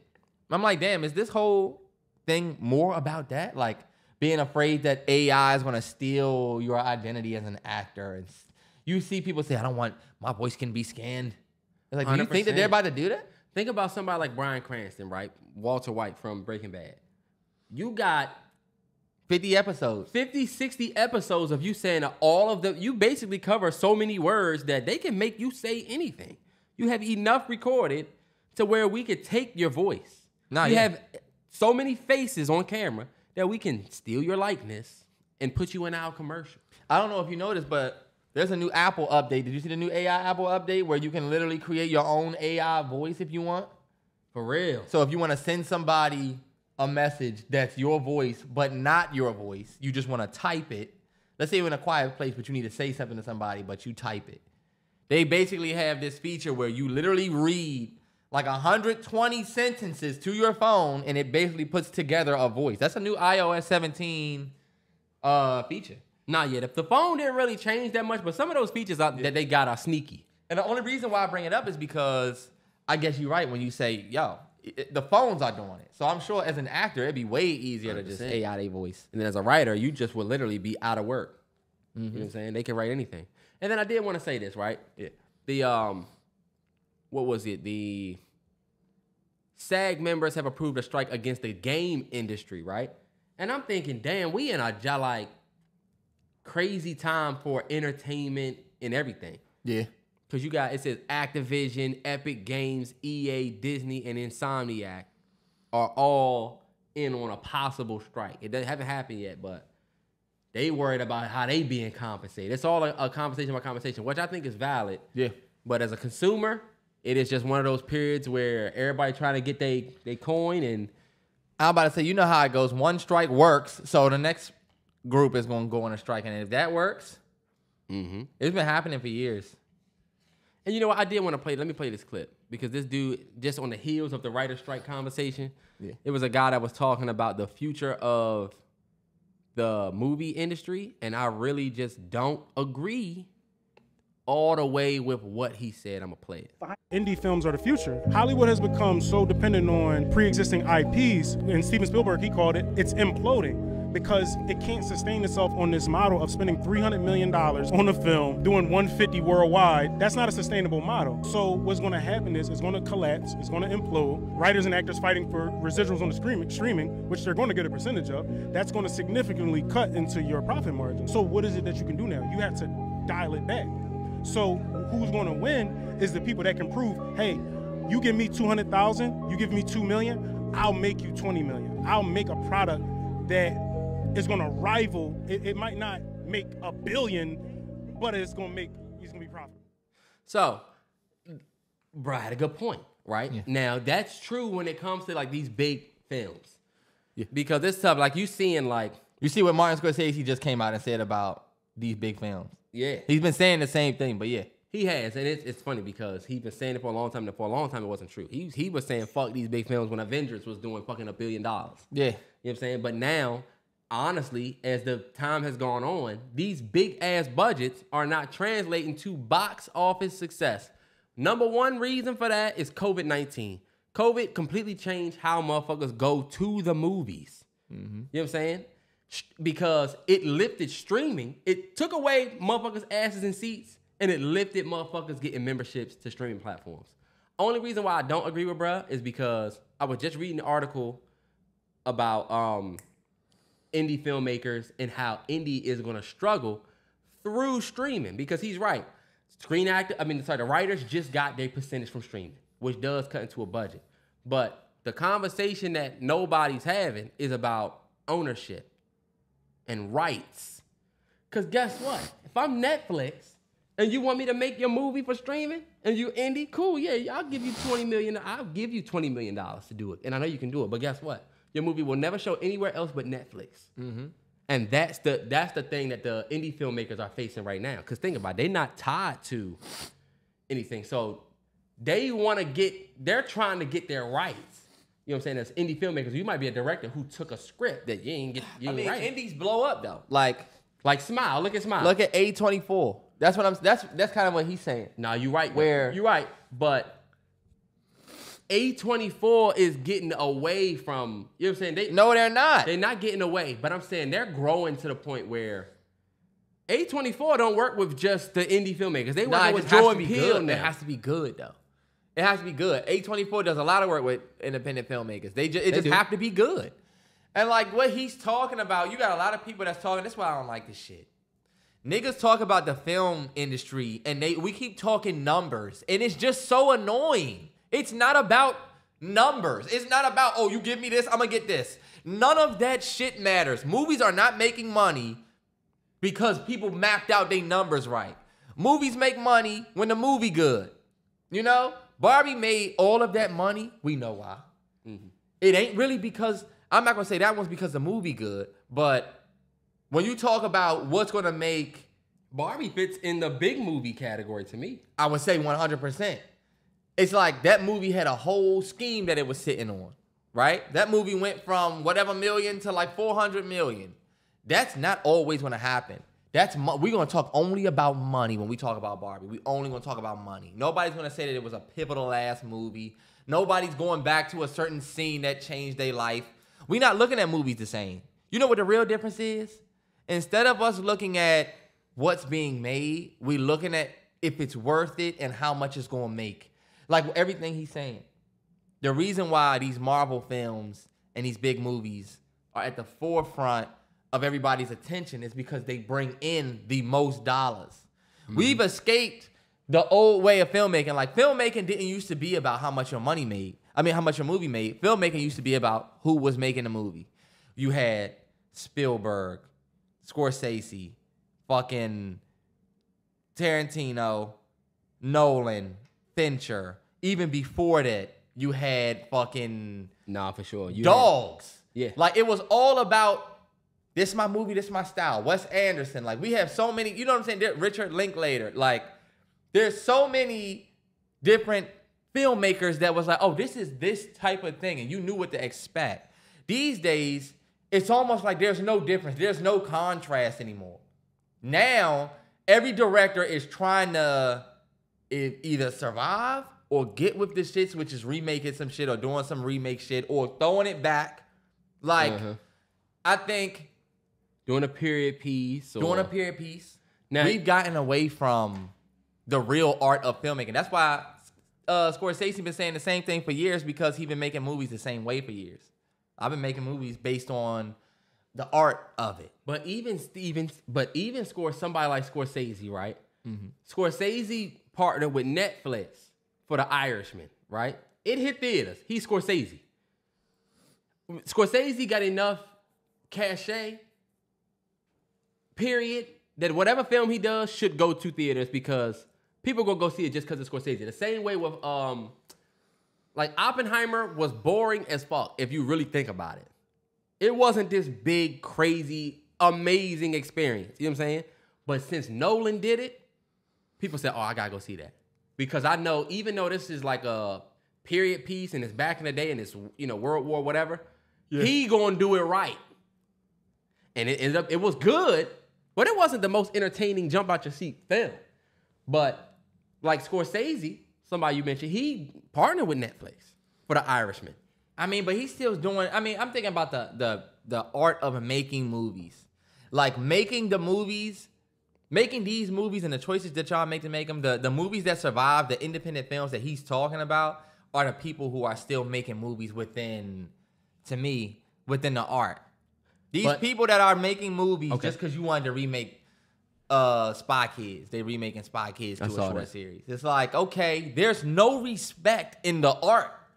It's just we just all have to respect this attempt at trying to get the success that the predecessor had before. You know what I'm saying? Before this one. Now we agree on that. I think the different where the conversation is those people that do make those films for the art are going to these streaming companies because they can't get what a fucking, we gonna put you in all of these cities and theaters, whatever. So they trying to go to a Netflix, but Netflix will own the rights to your film. And it won't and you won't be able to just take your film. Think about it.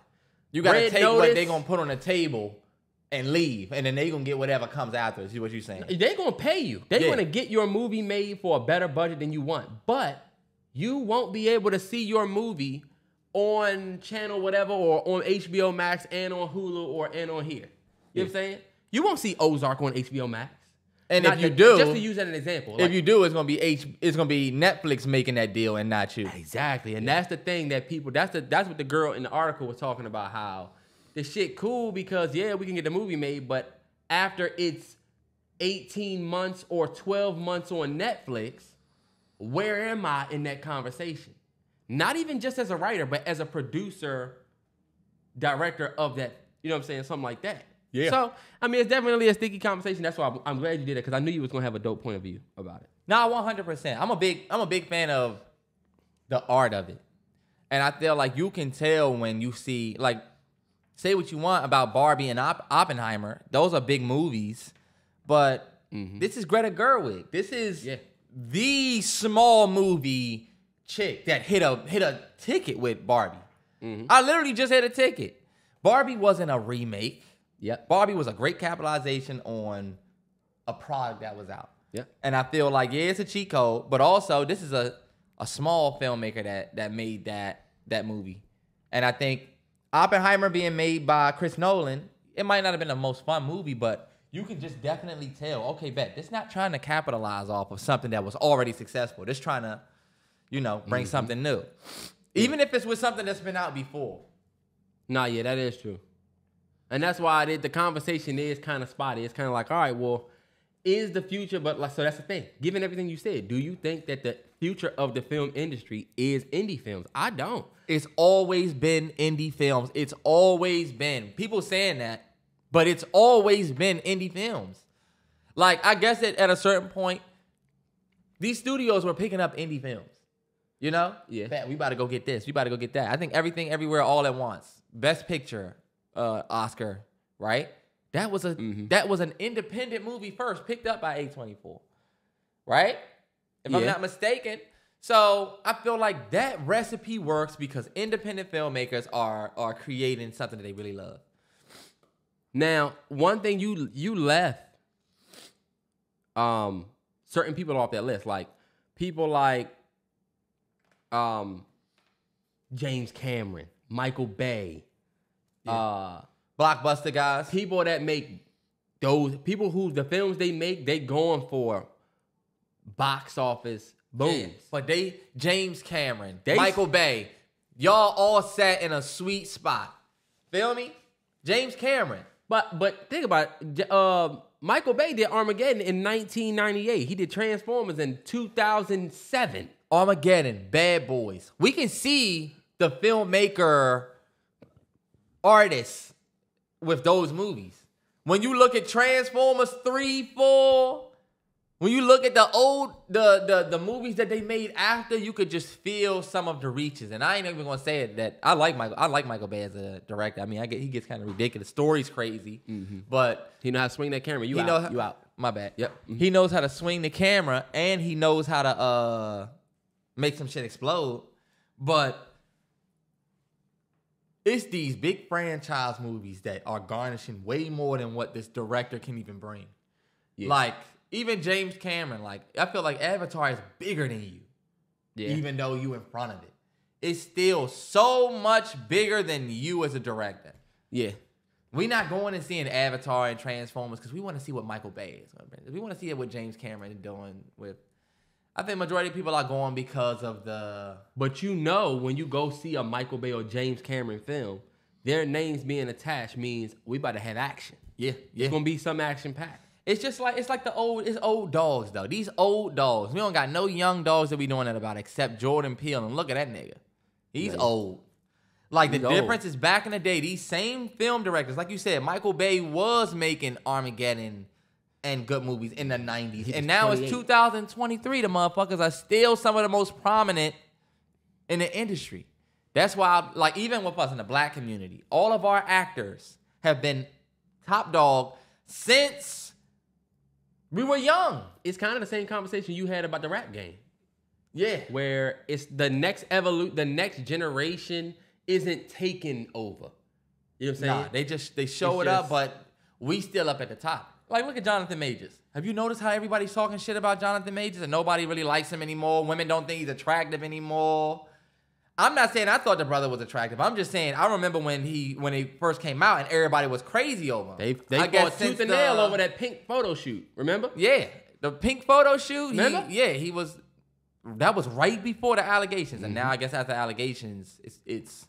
Does he get a Nate Parker career? Man, I love seeing him with Megan Good. I'm sorry, I love it. And I love Nate Parker. Nate Parker's a good brother. I wish that he was still making movies, but you see what happened, and that shit ended up not even being all the way true. That shit wasn't true at all. Yeah. But you know what, T? I don't see where these big films are going to get pushed out of the way because entertainment, period, is nostalgia. Look at the new music. All of the new music And we complain every day on the TL about how, damn, another song where it's basically the same. It's not a sample. It's basically the song again.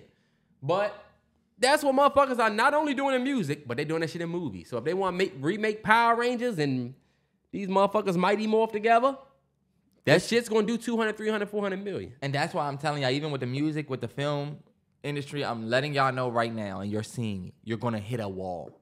We are already hitting big-ass walls in the music industry. We're hitting big walls in the film industry. And you know what that wall is? Fuck this shit. I don't want to see it. Mm-hmm. Fuck this. I don't want to listen to it. The NLE Chopper joint with Nelly. Most people was like, yo, fuck this. You know, a lot of things that are coming out. It's like, yo, fuck this. We don't want to listen to it. They mentioned doing that because you see Nelly came and performed with him on BET. Yeah, I saw And it. you said that was going to happen because you said Nelly need that moment because his time has passed. This is a moment for him to get back in the spotlight. And that shit happened like you said it would. And Never if gave you was a flowers. young artist and you knew that if I remix Missy Elliott's song, Missy not going to see it as biting. Missy going to say, oh, she did what? Oh, I'm going to shout her out. I'm going to talk about, oh, this was fire. This was that. It's like you putting out a remix 20 years later. You put out a remix, and that's what it really And you going to get paid from it. Yep. You even going to get the backing from the original artist. What does that leave the consumer? It literally just leaves us with bullshit, but it's accepted by who gave us the first reel. This like a chef giving you some gourmet pancakes and waffles, and then that same chef slides you some Eggos. Or that same chef says, oh yeah, this guy right here, yeah, I'm championing him. He's after me. And this motherfucker serving Eggos. You like, hold up. Your shit was definitely better than this. You just gonna put your name on it because he shouted you out? Nah, yeah. We seeing that with music and with film. Yeah. It's and with film. You seen a lot of people recreate shit. It's like, oh, okay, this was dope because this was like this. Yeah, we remade White Men Can't Jump. They trying to remake. We remake House Party. We remaking. It's just ridiculous, man. It's so exhausting. It's exhausting. But you know what? And then all of the good shit got stopped because the writers stopped writing. Fact. We were supposed to get that second season of Severance 2 years ago, But didn't get it. but didn't get it. But do you see what I'm saying about how, like, even what I was just talking about? Do you see how none of the love goes to the director? It just goes to the movie.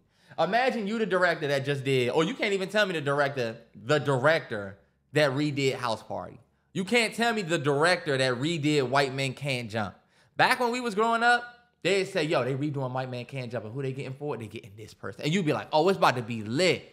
Yeah. The dudes that did these movies, House Party, White Men Can't Jump, all these movies, you don't even know the filmmakers behind it because the movie's moment came way more important than everybody else making it. Anybody who's behind it doesn't matter. Oh, this, that, new, that joint. You could probably name the director of the original before you can name the director of the newest one. And why you think? Because it don't fucking matter. They getting Susie Sue and Josie Joe to do it. Fuck it. You don't even know who it is. You just watched it. Did you like it? Did you not? I don't know. It reminded me of the old one. That's why I said we're cooked. We're going to hit walls and we'll get to the point where it's like, you know what? Fuck this shit. Remember what Drake's dad said or somebody said or whoever said on the pound cake where they said only good music's going to last? All that other bullshit. Yeah. All that other bullshit is here today and gone tomorrow. Y'all are getting ready to see Gone Tomorrow coming. Exactly. Gone Tomorrow is here. Yep. See, I knew I was like, I'm gonna ask this nigga, he gonna get in his bag. I've already asked Terrell basically a course of action with the hot seat question. Mm-hmm. But yeah, man, course of action. We back, new spot. People love this.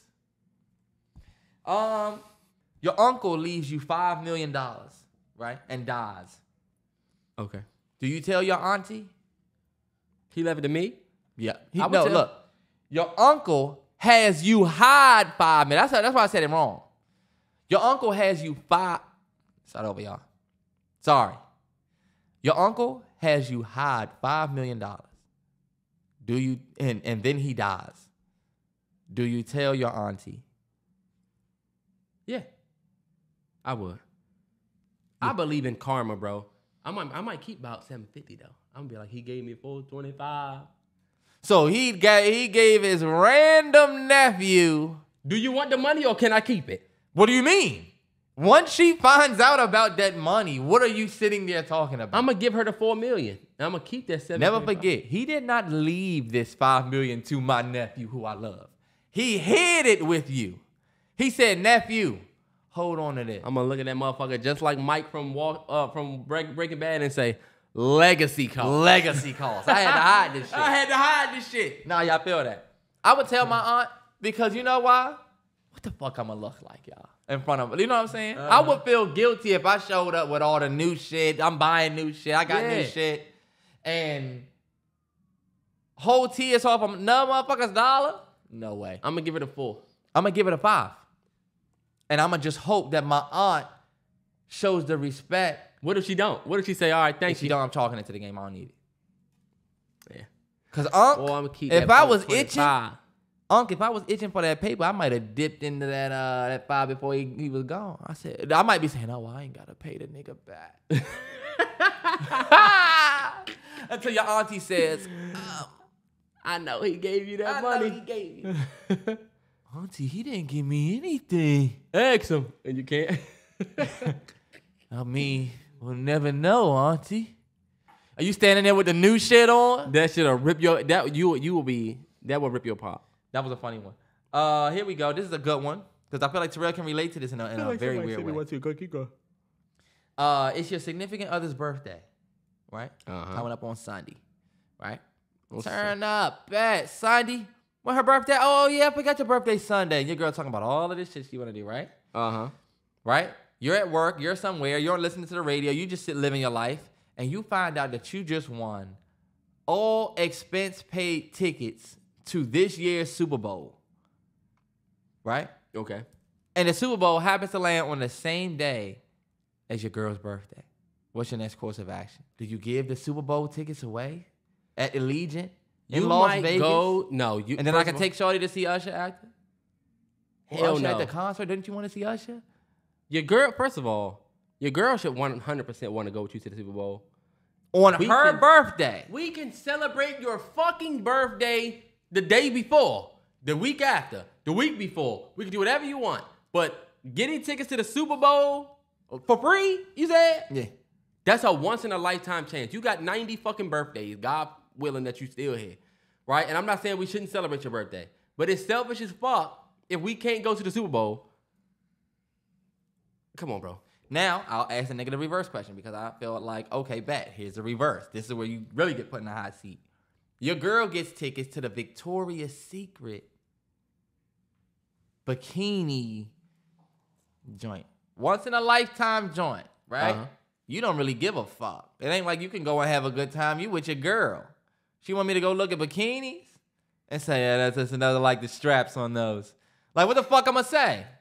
Anyway, that happens to fall on your birthday. Are you making the ultimate sacrifice 100%. and going to the Victoria's Secret show for your birthday? Yeah. For your girl? Terrell would do it. Yeah, 100%. I feel like I do it. I do it. But the Because Super Bowl I thing is a know- little different. The Super Bowl is way different. It is, but it's not. And then also, if your Because girl, if your girl don't fuck with football, you can't say this is the Super Bowl. This is a once in a lifetime chance. Who give a fuck? my girl, It's gonna happen next year. well, this is my thing. My girl hates when football come back. She hates that I have some shit to watch on Thursday, Sunday, and Monday. You know what I'm saying? Mm-hmm. And now that I'm watching college football, she'll be like, what the fuck? It's Saturday. And I'm like, it's college. You know? Yeah. She hate this shit. College. But even that, if I get tickets to the Super Bowl, she would want me to go. Because want you to she show up. want to see me happy. Some of y'all be with people that just do not want to see you happy. Or you don't want to see your partner happy. That's a fact. That's a fact. Because, yeah, we can celebrate my birthday a couple days before. Me and my girl, when we met, it was around the Super Bowl. Like when we first met, or we first locked in, like the first thing that we ever did legit was watch the Super Bowl. So I felt like, and it was like Valentine's weekend, so I know she would go to the Super Bowl with me. 100%. But also, I mean, damn. I got one for you. It started making sense when you put the shoe on the other foot. Because It hold does. up, I don't want to do that bullshit on my birthday. The 50 Savage Show. The Fenty Savage show. All right, bet. We gonna see what she gonna get. Yeah. All right, Look, bet I got one for you from my boy Michael male Connor. Shout out to models. Shout out to Mike OC. He said, your girl's ex passed away while they were together. Now y'all are together and expecting a child, boy. And when deciding a name, she wants to name him after the ex. What you doing? I say rest in peace to that man. I don't know what I did. Stop touching shit, nigga. I know. Yeah, all right, bet. I say rest in peace to that man. Trying to tap right back in. But look. I say rest in peace, you know. But no. Yeah, no. This is not that guy's kid. This is my kid. This is our kid. We don't need to be thinking about your ex with this new kid. And I'm gonna let y'all know this is a situation that happens a lot. Yeah. This happens a lot. There's a girl whose daughter name is Allison, and her mother-in-law told her that her husband's ex-girlfriend of a long time's name was Allison. That they broke up randomly because they had to split up type shit. You gotta let that. And now she got a 4 or 5-year-old with this girl's name. No way.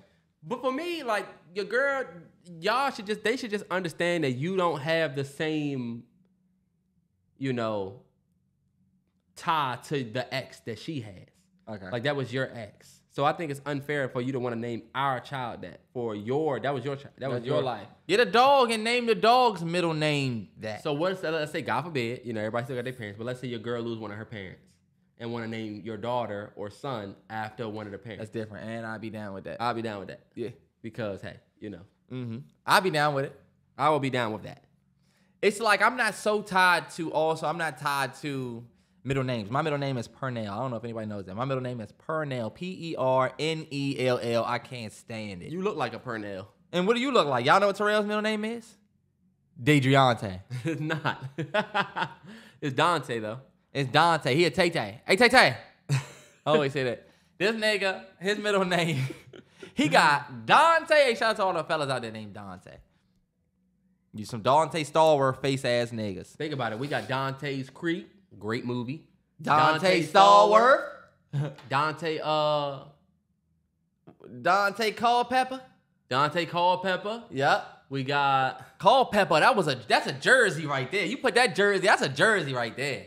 That Dante Culpepper jersey. the I used to have the Dante Culpepper jersey, and I had the Randy Moss sneaks. Y'all remember the Randy Moss Jordans? Dante's Peak.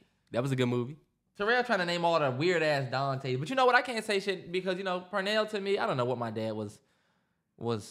Let's see what Pernell aiming at with Pernell, but to me, Pernell sound like the nigga that work at. Anyway, shout out to my niggas out there named Pernell. What's your nickname? Hey, Neil. I'm in the bit with P Lady. Yeah.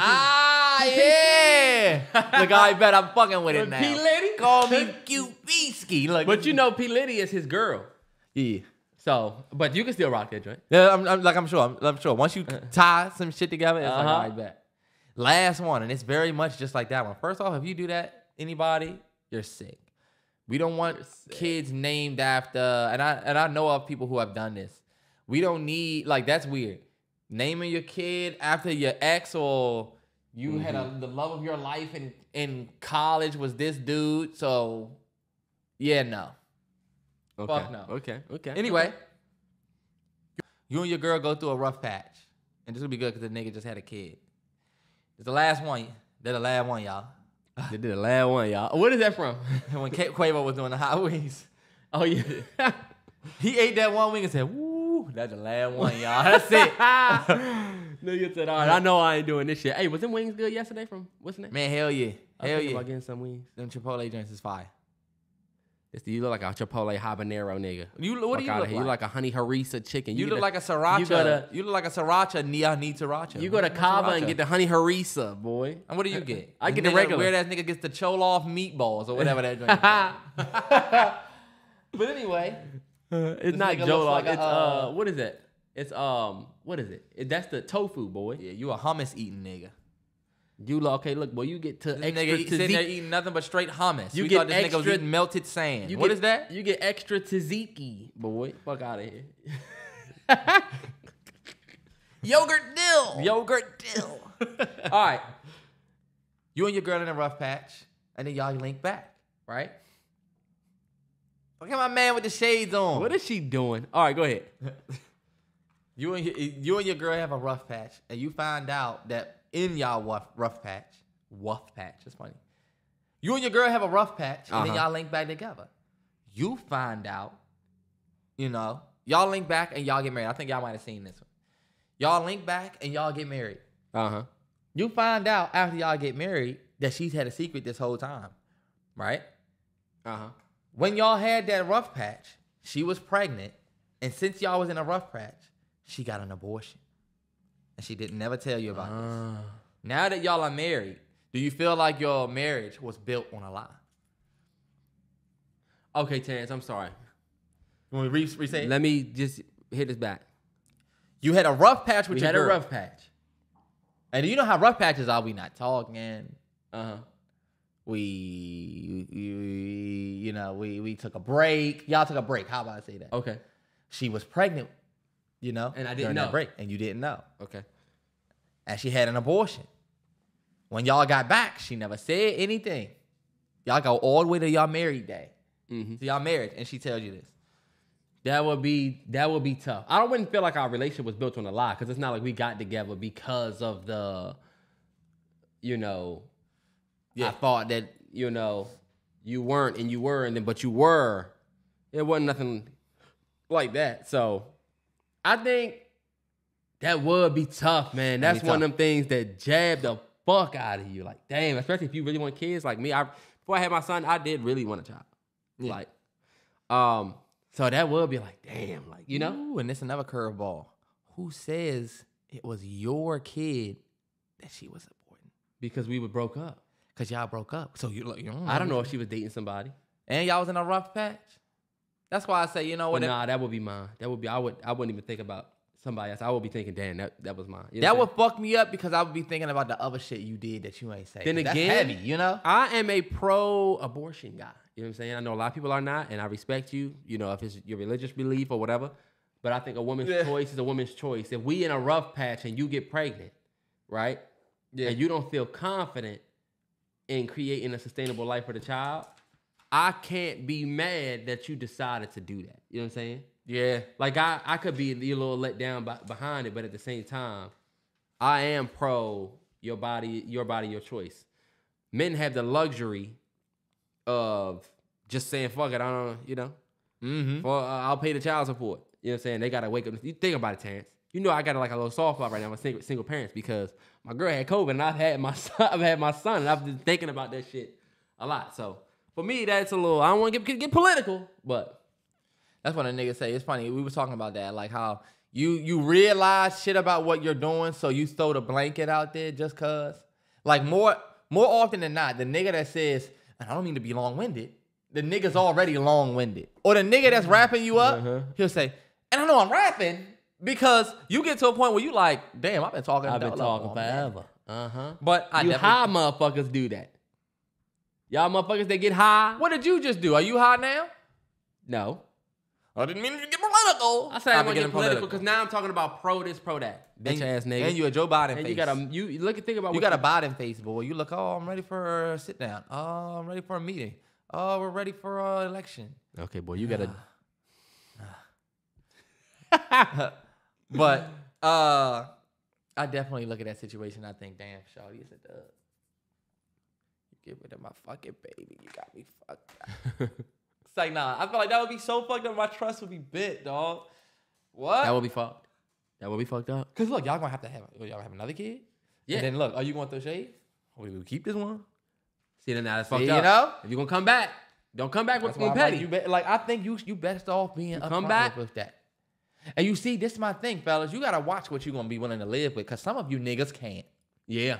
Your girl cheat on you, and you try to make it seem like, you know what? I don't even give a fuck. I forgive you, but you don't.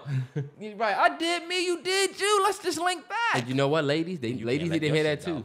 If a man cheat on you, and apologize, and you forgive him. Forgiveness is a long road, but like at some point, he shouldn't have to live with that. He shouldn't have to be ridiculed the rest of his life. Yeah. You know what I'm saying? Because even though he decided to stay. Because if you didn't forgive him, then you should just let him, you go live your life and let him rock. Nah, yeah. But you take somebody back and then berate them for the next 5 years. You know what I'm saying? It's like, damn, like, Yeah. it was a mistake in the past. If you forgave them, you forgave. If you didn't, then don't. That's true. I hope y'all can't hear this fucking buzzing. Shorty up there going crazy. All right, come on, T, because it's getting late. Movie suggestion of the week. My movie suggestion of the week this week is going to be a movie that I felt like we've all should have seen. This is on HBO Max, The Wash. Dr. Dre, Snoop Dogg. I forget the big black dude that's in it. But it's really about... You talking about George Washington? Oh, yeah, George Washington. Nah. Is that his name? Yes. You saying that like he's this fucking pioneer. First of all, bro, he's definitely a legendary comedian, bro. He's definitely a legend, but you know. You said George Washington, this motherfucker. I'm sorry, George Wallace is his name. Okay, bet. See, there we go. I'm about to say George Washington. Not George Washington. Forgive me, y'all. George Wallace. He's a legend, bro. Definitely. And he's still alive? This is back in the era. 71. Oh, wow, yeah. Still pushing. One, before we get to the movie suggestion, even though we already here, rest in peace to the dude that played Dumbledore. Did you see that? Yes. R.I.P. Some of y'all, Harry Potter changed y'all lives. We just lost Hagrid, and now Dumbledore. What the fuck? I know. R.I.P. But movie suggestion of the week is this movie called Wash. It got Dr. Dre and Snoop Dogg in it. It comes from the era, and look, Eminem is the villain. Not yet. This comes from the era of when dudes in hip hop said, man, fuck y'all niggas. You know, y'all niggas just doing hip hop songs. We got movies coming out, nigga. Yeah, uh-huh. The Wash was one of them ones. Dr. Dre was on his Ice Cube shit. DJ Pooh co-wrote, so. DJ Pooh co-wrote. DJ Pooh wrote Friday and Next Friday, Yeah. if you didn't know that. And it's just a funny death row, but not death row. You can just definitely tell. It's a movie about about a car wash. It's so much fun. Just go watch that. It's on HBO Max. That is amazing that it's on HBO Max. I didn't know it was on there. I love. Hey, look, the music super ugly. You can tell Dr. Dre produced the whole joint. And then Angel Conwell, the girl that plays Angel Conwell, if y'all know who Angel Conwell is, she's in The Wash. She plays the girl. Yeah. The brown skin chick that everybody loved back then. And she also played P's girlfriend and baby boy. She was in a bunch of other shit. She was in Beauty Shop. She was in some other shit. She was in a bunch of shit. But just notably, like if you can remember those two roles, bro, she aged so great. Nah, Have you seen her today? She still looks exactly the same. You know, you see like stars from the 90s and be like, you know, they probably look older now because they got older. I did see a recent picture of her. She's still out here looking exactly the same. Aged great. But my movie suggestion of the week is The Wolf of Wall Street. I know we've done 169 podcasts. I've probably mentioned that movie before, but it's back on Netflix. It's number 1 on Netflix. And if you just have not seen it or haven't seen it in a long time, it's just a fucking masterclass. It is a masterclass. It is a masterclass in pacing. You starting Laporte, ain't you? I'm definitely starting Laporte. I know what you're doing. I know Definitely, I just thought about it. I know definitely. she got there. But it is a masterclass in pacing. And if people that are into film, right, like pacing is all about like how the story progresses, how fast or how slow. Like if somebody says a movie is slow paced or it's a slow burn, that means it's gonna be like a little talky. It might be a little take a minute to get through it. Wolf of Wall Street, even though it has like a 2-hour runtime, the pacing of that movie, the amount of film they shot, like it is just brilliantly paced. First of all, Leonardo DiCaprio, my favorite actor of all time. Martin Scorsese, directing, masterclass. I think Rodrigo Prieto shot it, if I'm not mistaken, but it's just amazing, bro. It's a fucking great movie. Wolf of Wall Street's a great movie. Breakout performances from Jonah Hill. You got the breakout and literally coming to the Welcome to Hollywood coming out party for Margot Robbie, but then you also had good supporting roles in that from other people that ain't even in nominations for like supporting. It's definitely a great movie. One of my favorites of all time for sure. Prieto did shoot it. Okay, yeah. That's actually the same dude who did Irishman, and he's literally doing Flower Moon, which comes out in 2 weeks, and we will be going to see it together. 100%. Already told G. 100%. I'm definitely down for that jump. I was telling her today, Flower Moon come out on 14th. Which one is that? I said, don't worry about it. We don't can go worry see about that it. Me one. and Terry That's a going to guy's see thing. I feel like the older you get, the more you value that for some reason. Don't worry about it. This is a fellas night. Fellas only from down here. Just bring us the pretzels. Just stop coming down. Yeah. I'll come up. Stop coming down here. I'll come up. Bro, older men are so funny and disrespectful as shit. They are, but look, they be done. They be sick of it. All right, come on, y'all. Let's get it. You already know what time it is. Turn up, man. NFL picks. We back. It's week 4. It's crazy that we got to week 4 this fast. We missed week 3. Shout out to everybody who went and who followed Whole 9 Watch on Twitter. If you saw our picks or we both went 10-6. We both went 10-6 last week. We still got to pay some respects this week. But before we get to the actual NFL picks, I know you had a question for you. Before we get to the picks, just a question that was going around that was very popular this week. Tush push, Eagles. Yeah. Unbeatable flag. QB sneak. Yeah. Do you think they should ban it? Do you think they should keep it? What are your thoughts? I think the QB sneak has always been in the league. And I think instead of them banning it, I think they either found out how to stop it or I think other teams need to incorporate it. I forget what game I was watching. They was like, yo, this would have been a perfect place for the tush push. Just do it. Like, if the Eagles ain't I used to think the Eagles was the only one who could do it on some, like, Lamar Jackson. They just got the right pieces to run this. Like, you're not running a read option with Sam Howell. Not yet. But you can run a read option if you got a Lamar Jackson. That's why I was thinking, is the tush push just, I thought it was a Jalen Hurts got these crazy legs thing. But I'm realizing it's low-key, just a cheat code play people feel. It is, but at the same time, It's a Jalen Hurts legs It's thing. a Jalen. It's not a Jalen Hurts. They have an elite line. Lane Johnson, Jordan Mailata, fucking Kelsey in the middle. Like, y'all have a bunch of motherfuckers that are elite on that line. Yeah. But at the same time, and then behind them, you got Jalen Hurts, who squats 600 pounds, and then 2 motherfuckers behind him that are pushing his ass. Yeah, You know what and I'm they saying? have one of the best Pause. O-lines in the league. Exactly. But like you said, I do feel like everybody can do that. The only thing that I will say is this. This whole, oh my God, Jalen Hurts has 13 or he has so many rushing TDs thing, that shit to me come with an asterisk. Like, oh, he's on pace to become the most rushing TDs for a quarterback of all time. But 90% of your rushing touchdowns are from the 1 yard line that are tush push. You know what I'm saying? Okay, yeah. You had 2 rushing touchdowns last game from the 1 yard line. Yeah. It's almost like I took the over on 0.5 rushing touchdowns from Jalen Hurts. 100%. I'm going to take it every game because... See, but what I don't like about that is that's basically, we're trying to put down the fact that he has tutties. But to me, that's where He's getting tutties. He's getting tutties, but if you put any motherfucker right in there, they're going to get tutties. But From the 1 yard line, you're doing a QB sneak. We have seen, even my team, we have seen teams go from the 1 yard line and try to sneak and then don't get it. This is exactly what people do. But and you know I don't like the Eagles. You know I don't like the Eagles. But it seemed like everything Hurts do, y'all will try to make it seem like it has an asterisk or he's cheating. A lot of what he does come with an asterisk. That's the thing. Man. The motherfucker is okay. Cause like now, okay, cool. So you got Lamar Jackson rushing TD seasons where he had 10 plus. Yeah. Look at those rushing touchdowns and let's look at your rushing touchdown highlights. It's gonna be 10 QB sneaks in a row, all tush push. If we're looking at and rushing, it's not like you getting in there. You're rushing, but you also got your fullback and halfback pushing you into the end zone. To me, it's like, all right, come on. and I get that. Look, This big accolade behind your TDs is kind of like comes with an asterisk is all. You got them, but it only comes with an asterisk because of.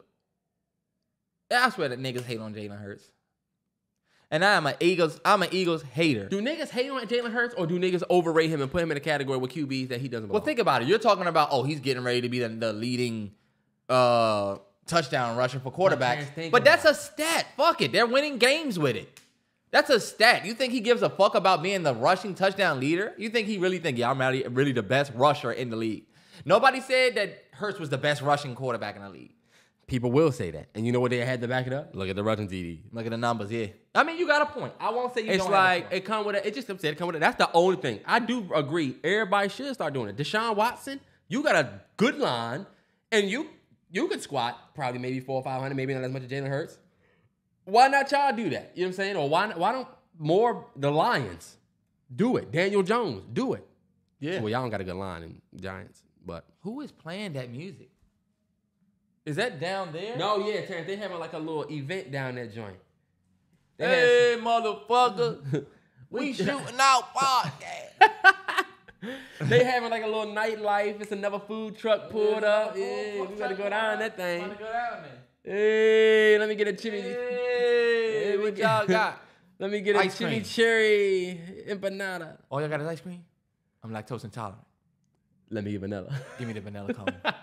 That's what I don't get about people who are lactose intolerant. They'll just say, fuck it. What They just happens know next? they just know they're gonna be Putin all night. Putin all night. That's crazy.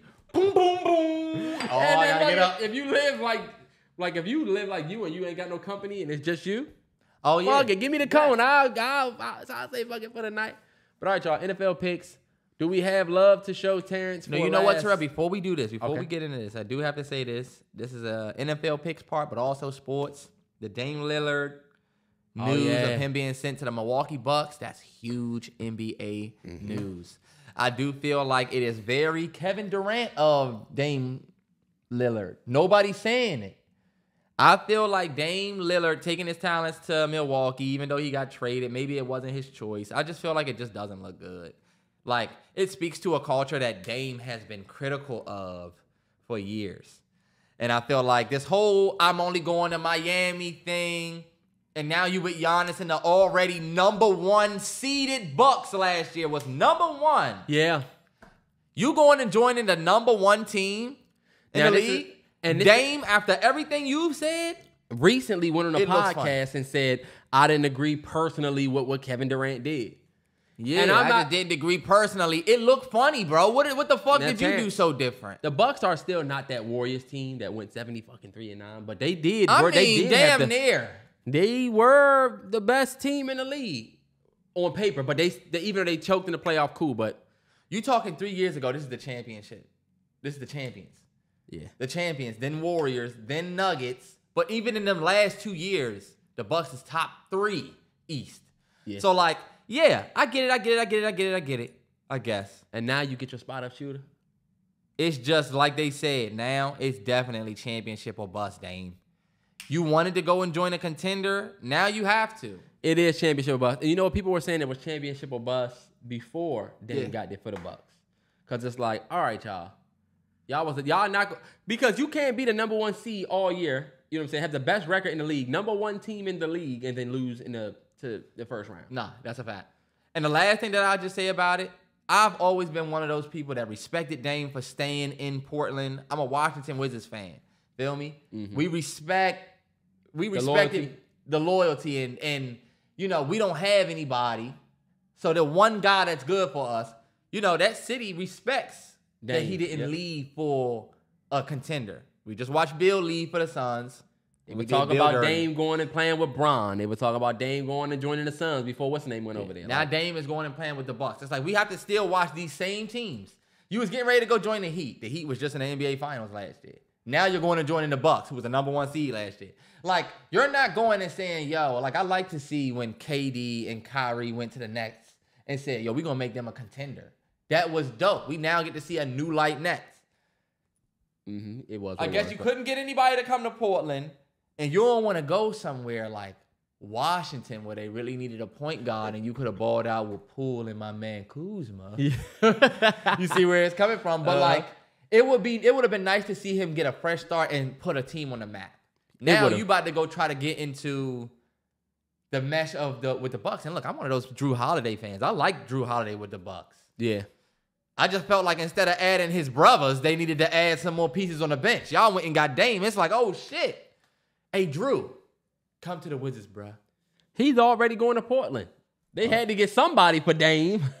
Let's work a deal where we can send.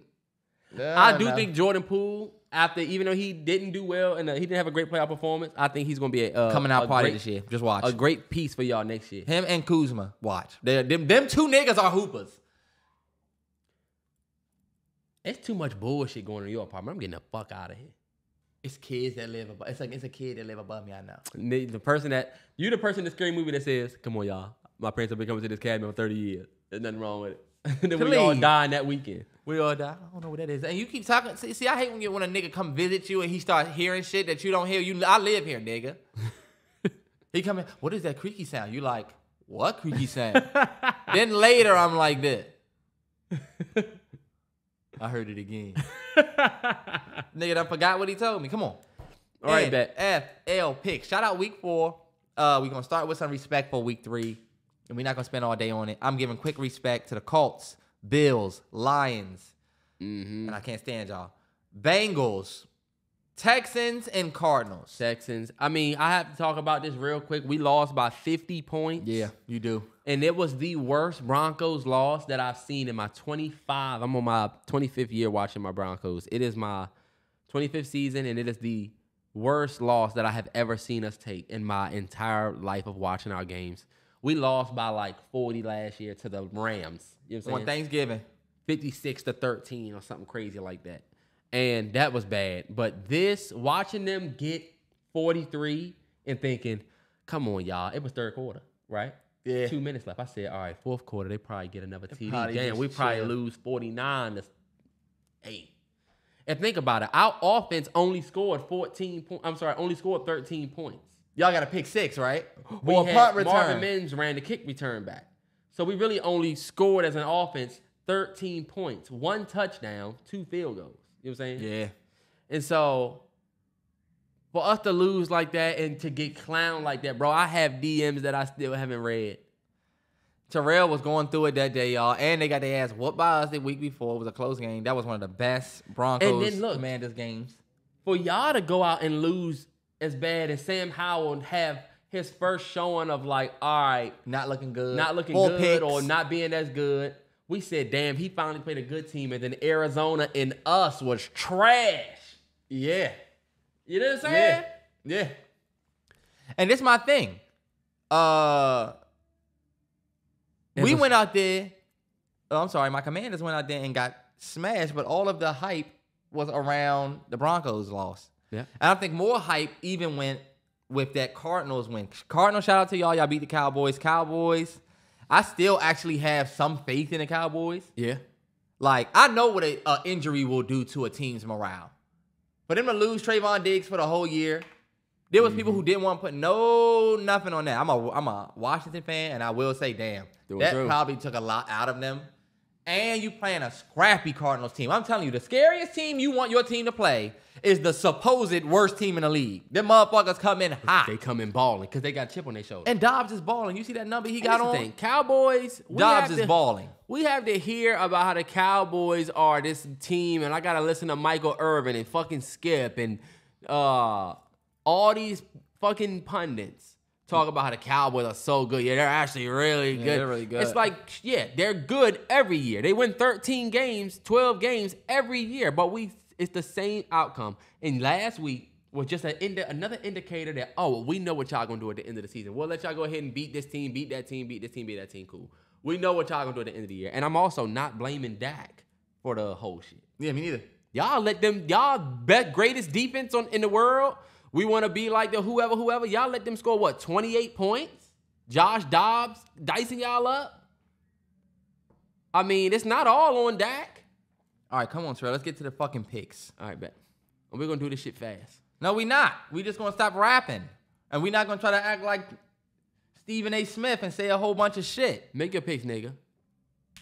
I'm like, what the fuck is this nigga still talking about the Cardinals for? And people don't like when we rush the NFL picks. We not going to It's a part rush of the them. pod. We're not rushing them. So why am I being rushed? Because look, Who your pick for the Lions and Packers? we done said NFL picks like 20 minutes ago. All right, so now you're going to keep talking. So we're going to have Nah, more Steve, no, conversation. you're not going to do that. You're not going to do that. And my girl do that. Shit like that. You still going to do that, bro? You want to tell us to move on, but now you want to talk. I'm saying, look, we're going to move on, but we're not just going to say, oh, okay, pick the first game. Hold on, wait. Thursday night football. By the time y'all are seeing this, the game already beat it. Okay. Right? They already have a winner.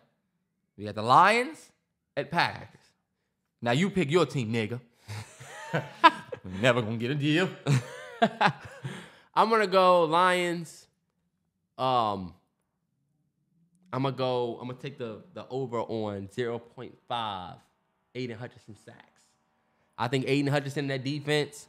I think Jordan Love got lucky last week where they came back and won. Because they lost a starter. Getting ready to lose. And I think the Lions are going to win this game. It's just my pick. I'm actually, and y'all know I can't stand the Lions, but I'm going to pick the Lions, and Lions, watch this. I should start Jared Goff, and I think I will. I'm starting Laporta. I've had Laporta on my bench 2 weeks, Lions, because I've had Darren Waller. I'm starting Goff, and I'm sitting Lawrence. I'm sorry, Jaguars fans. You know what? Next game is the Jaguars, right? We can get to them because I feel the same way about the Jaguars that I do about the Lions. The Lions fans. Every game that the Lions have played this year, I feel like has been a good game. Like they've played a decent opponent, right? Yep. First game they played the Chiefs. Second game, I forget who they played, they played the Eagles, or who they play. Go look at the Lions schedule, Terrell. The Lions? Yeah, just click the Lions, and we just gonna see who they played. All right, keep talking. The Lions have had a relatively tough schedule, I feel like, leading up to this very moment right here, right? The Lions, they had a tough, they did. They played the Giants week 1. Giants. No, I'm sorry, no, that was preseason. They played the Chiefs week 1. Chiefs. And won. Right? That's a tough team, though. Seahawks is a tough team. Then who did they just play? They lost in overtime, and then week 3 they beat the Falcons because the Falcons Week 2 they beat the Falcons. And I don't think the Falcons suck, but they were 2-0. I'm sorry. Forgive me, Falcons. Falcons were 2-0. Right. Lions, y'all should go out here and beat this Packers team, but watch this. I'm picking the Lions to win this game, and watch you motherfuckers go out there and stink it up on Thursday night. And if you listen to this, hopefully y'all won, Lions fans. But this is what happens with the Lions and the Jaguars every year. We got to watch people act like y'all good, but then y'all going to go lose to a team like the Packers. Yep. Don't lose tonight, Lions, because I'm picking you. Because I'm picking you. Sunday, 1 p.m., first game is going to be, and shout out to everybody who's watching football on Sunday. Get your wings, get your chips, pretzels. You know that's what I'm on. You know, get the chips and dip. Really do it big for the Sunday. We got Falcons at the Jaguars. Falcons are 2-1. Jaguars are 1-2. Guess who I'm picking? We gonna rise up. Hey, ATL. Hey, ATL, let's go out here and get this fucking dub. This is where we put this a Bijan Robinson coming out party. This is where Atlanta gets respect. This is where the Jaguars show, okay, you know what? The Jaguars hype train is done. I am going to pick the Jaguars to win this game. I think they took a tough loss last week to the Texans and fucked my parlays. I'm so sick of shit that's supposed to happen. The Cowboys too. I'm so sick of shit that's supposed to happen that just don't happen. Shout out to the Texans for that good win. Texans Shout out to fans, the Texans. Yeah. y'all should be feeling good about that one. But I'm going to pick the Jaguars in the bounce back. I feel like they bounce back this week and take down the Falcons. And it's in Jacksonville. Duval going to be there. It's going to be strong. You know what I'm saying? It's going to be it's going to be loud. All right, next game, we got a good game right here. A great game. Arguably one of the games of the week. The league's hottest. Miami just bust the Broncos by 50. Ass Dolphins. Versus the Buffalo Bills, who just bust our ass by 33. Yeah. And that's to be said. Bills Mafia, y'all got my respect. Y'all bust our ass the last 2 years. We give it up to y'all. The last 2 games. I'm making a bold pick this game. Okay. I'm picking the Buffalo Bills to beat and give the Dolphins their first loss of the year. I watched that Buffalo defense look pretty damn good, minus Von Miller against our team. And they didn't look good because they had playmakers making plays. They looked good because their defensive schemes versus our offensive schemes was just crazy. Yeah. Like, they literally read the fuck out of Howell, fooled him. They literally had that man fooled. That we really got outcoached. So Tre'Davious White. Yeah, man. They made us look bad. And I'm not saying I'm picking them because they made us look bad. I think hot teams like the Dolphins or like anybody, you really know how hot you are when you go up against a division rival. And they're at home. And I think the Bills are not one to play with. I think the Dolphins come back to earth. This week, I'm picking the Bills. I'm picking the Dolphins. I don't think they're going to lose. They too hot. Tyreek Hill. They have pieces that you just don't even like. PS2 got smoked by Chosen Roby Anderson. A veteran. at the end of the game. And at what point do we say that PS2 is a little overrated? Terrence, look at his numbers. Like, he had a bad game for sure, but look at his coverage map. Look at what he does when people go up against him. You know what I'm saying? He had a bad game, and trust me, I'll let everybody have it this week. Motherfuckers that I spent the block and got for Devontae Adams. Yeah. I said, hold up, you can't talk to me. We already got your guy, Yeah, but okay. We already put your guy in the seat. I got you. But I'm going to pick the Dolphins, man. The Dolphins score points. Yeah. That's the biggest thing about this team. They know how to put motherfucking points up. And the Bills, Josh Allen is going to throw picks. They just put up 40. He gave up a pick to who? Jeremy Reeves or who was that? Kendall Fuller. Kendall Fuller got it. Mm-hmm. So, but Vikings at Panthers. I am starting Adam Thielen. I'm picking the Panthers. Oh my gosh. The Vikings just cannot get it done, bro. Everybody talks about us and the Bears being the worst team in the league because we both 0-3. But look at these motherfuckers. Just because y'all got jealous don't mean y'all great. If and you Kirk look at their Cousins games, has been doing great, too. I'm about to say Kirk Cousins is playing good, and they fought in every game. They just managed to not be able to pull it through. I'll tell you what. The Panthers just had Andy Dalton out there for majority of the game last week. Yeah. Fuck that. I'm picking the Vikings. Vikings get their first win right here. I think it is going to be a good rivalry game, but like a good, coming home game for Adam Thielen or, playing my rival. But I'm going to go with the Vikings. Get their first win. They one of the better teams in the league. They just not showing it, I feel like. Yeah, it's just tough to pick them. But you know what? I wouldn't be surprised if they got to win. But I'm going to still pick the Panthers. All right, trash versus The Trash Bowl. Broncos at Bears. I'm picking my Broncos to win, but we are going to Chicago. I also have Khalil Herbert starting him because our defense is the worst defense in the league. Khalil Herbert's a running back for the Bears, y'all. Yes. First of all, if you don't know that, then you probably wouldn't be listening to the segment. Well, you might. You might be yeah, like, you're right, who is for that? sure. When you said Khalil Herbert, I'm thinking it was a linebacker for one of y'all. We gave up 275 rushing yards last week. I'm starting Khalil Herbert. Yeah, 100%. Starting him. Like, 100%. we suck. I wouldn't be surprised if we go out here and lose this game. I almost want us to lose so we can get Caleb Williams. It's the same shit he was saying last year. This is the same thing that he was saying last year. Yeah. But he was hoping that y'all would lose certain games. Nah, T, that was later in the season. I wasn't like this What yet. do you mean? Hopefully you get Caleb Williams. You got Russ for 3 more guaranteed years. Nigga, you think if we get the first pick in the draft, we not going to get Caleb? Terrell, if y'all get the first pick in the draft, y'all don't even get it, right? Don't y'all have to give y'all first round pick away to somebody? No. We already out of that boat. We already out of that water. If we get the worst record in the league this year, we could get the first pick in the draft. We out of that boat. The fact that y'all just gave Russell Wilson $250 million, basically. Yeah, $250 million. And now you already saying take for Caleb. No, What we saying tank for Caleb? Russell Wilson is actually doing It's not Russ that's losing the games. The media is trying to pay him that way. But if you look at 'Cause it was like that last year, he's you're playing right. like a top 10 quarterback right now. He's not playing bad. Our defense is terrible. But I'm picking my Broncos to win just because that's my squad. But I really do want us to lose this game because we need that DC gone. We need Vance's Ninja Turtle looking ass out of there. I'm picking the Broncos. I feel like y'all got some talent on y'all team. Like Marvin Mims. He's great. Y'all yeah. didn't look so bad. I felt like the Bears looked bad. We didn't look so bad, but we lost by 50. Y'all lost by 50, but like, I keep telling Terrell, y'all lost by 50, but like low-key, y'all just looked like y'all were outmatched. It was at points of the game where I'm like, oh, okay, y'all kinda, look like y'all could make something happen if it was against somebody else. Nah, yeah, we did have a little motion that just didn't stick. So I'm picking the Broncos against the Bears. I'm not putting too much on y'all. I'm just picking the Broncos against the Bears. But I think this is a good week. Another rivalry. We got the Ravens 2-1 at the Browns. Ravens at Browns. I'm picking the Ravens. It's gonna be dope to see Deshaun versus Lamar. I honestly, I wouldn't mind who wins this game. I went back and forth. I almost picked the Browns, but I ended up picking the Ravens. I'm going Ravens. I think the Ravens got a lot of momentum right now. I don't know. Well, even though, no, they don't. They just lost to the Colts. They lost to the Colts in like the Browns won the last time they played last year too, but Lamar was hurt, so it was a Tyler Huntley game. Lamar is going to win this game.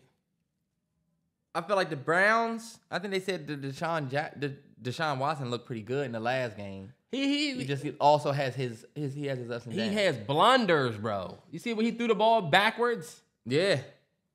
He just don't look like the Houston Deshaun. I'm going to go Ravens. I don't know why, but I'm picking Ravens to win this rivalry game. I got a Lamar agenda, so I'm picking Ravens. I'm picking the Ravens. That Steelers at Texans, this should be easy. I'm picking the Steelers. I wouldn't say it's gonna be easy. I mean, the Texans just got a very good win over Jacksonville. good team, and I felt like they can take their CJ momentum. Stroud starting to look good. Right, and look, are the Steelers really anything to say this is easy? Yeah, they're not. That's why I actually, believe it or not, this week I picked the Steelers to win this game. I didn't. Oh, you I'm didn't? not picking the Texans. I thought you was going to say I'm just not confident in the Steelers. I just picked the Steelers because I said, you know what? I think Kenny Pickett isn't as bad as people think. I'm going with the Steelers to win this. Why? If the Steelers win this and they 3-1, people start looking at the Steelers different. I think the Texans did win last week, but also, you know how it is. Yeah. Texans, if you win this week, I'm picking you earn my respect. I'm picking the Steelers. I think the Steelers defense will be able to hold CJ Stroud to, I don't know. But it is at home. I wouldn't be surprised if they win. Damn. Rams at Colts. I'm picking the Rams. I'm picking the Colts. 2-1 Colts. The reason why I'm picking the Colts, they had what's the name out there, but now they about to have Richardson back out there. Because Anthony Richardson had a concussion last game. So he didn't even play. They had Minshew out there. And they still won against the damn. Okay. I'm picking the Colts because look at the Rams. The Rams looked horrible. The Rams offensive line, think about it. The Colts defensive line has been playing good all year. The Rams offensive line looked like trash against the Bengals. I'm sorry. I had bad. Stafford start over Burrow, thinking that, Did Burrow end up doing numbers or was he Burrow still? ended up having a better game than Stafford. But not by much. That Not motherfucker- by much, but Yeah. the Rams, I just realized, I'm going to go with the Colts. I think the Colts keep that hot streak going. I'm going to pick the Rams just because I think Tutu Atwell, Puka Nacua. Yeah. Man, I love Tutu. Tutu's great. I fucking love him since Puka week starting. one. I started Puka last week. He got me like 17 points. You know, I went and Not looked at 17, Atwell no, on he didn't get that many at all, actually. for my fantasy. Nigga waited until I started him to not get a 20 plus. Jerome Ford for them Browns. He got 12. Yeah, Oh, he yeah? be cooking. He be cooking. I'm just ready for Cup to come off IR and Barkley to come back. And then my fantasy will be a little bit more competitive. That's crazy. I told you not to draft Cup and Barkley. You did. All right, we got Buccaneers at Saints. And that is another rivalry game this week. Buccaneers are coming off of a victory. Yeah, Loss victory. to the Eagles. A loss to the Eagles. They lost to the Eagles. Oh, they did lose to the Eagles. The question is Derek Carr going to play this game? Even if Derek Carr doesn't play, I am picking the Saints to win this game. He's week to week. They haven't officially ruled him out. He was at practice and they said that he might play. Honestly, bro, Yeah. they say he might play, but they have Jameis. Jameis sucks. Mike Thomas been cooking as of late. And let me tell you something about the Buccaneers. Don't forget the Buccaneers are led by Baker Mayfield, and he ain't looked that good against the Eagles defense. And the Eagles. Saints have one of the highest rated, top 5 rated pass defenses in the They league. do. They do. That Lattimore and Mike Evans bout that's getting ready to happen. Oh, yes. You know? Oh, I need to watch this game. Come on, 4. Fuck, they put too many games at one. It was a lot of good games that won, for sure. Hey, come on. We got to get people to get that fucking Sunday ticket. I know, right? I'm going to have That's that what they sweat. thinking, yeah. I know, right? Got me. But I'm picking the Saints. Who you picking? I'm going to pick the Buccaneers. Ooh, okay. Commanders at Eagles. That's the game right there. That's That's the one I game. want to see. Nah, man, that's division rival right there. That's the one I want to see. That's the one I want to see. I'm going to pick. Oh, man, Terrence, I would love to pick y'all. I'm just not confident in Sam Howell. I don't blame you. He I'm just gonna looked pick horrible against a real defense. I'm going to pick the Eagles. I'm going to keep it 100, y'all. For my Commanders fans, y'all know I rock, right? It's just looking a little murky, y'all. Some of y'all looked at that Sam Howell game and said, oh, yeah, they just kind of, tagged him up. They just kind of, figured him out. We'll see if he bounces back. Then you had some fans like me that feel like, all right, y'all.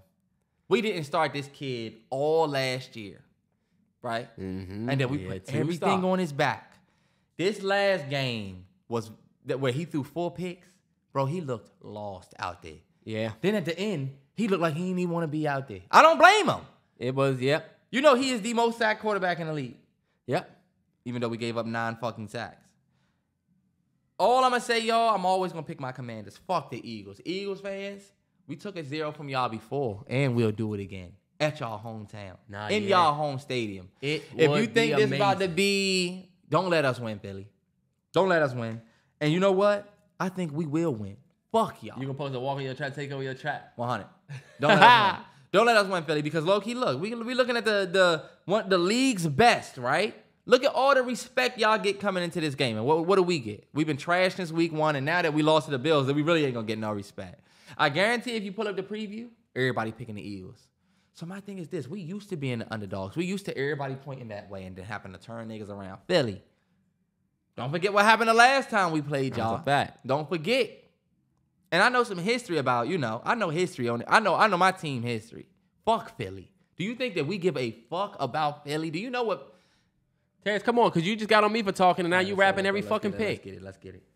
Bengals at Titans. Y'all see how he shut my whole joint down, but I let him rap about his Broncos. Terrence, no, you didn't. You just. I'll let you rap about your Broncos.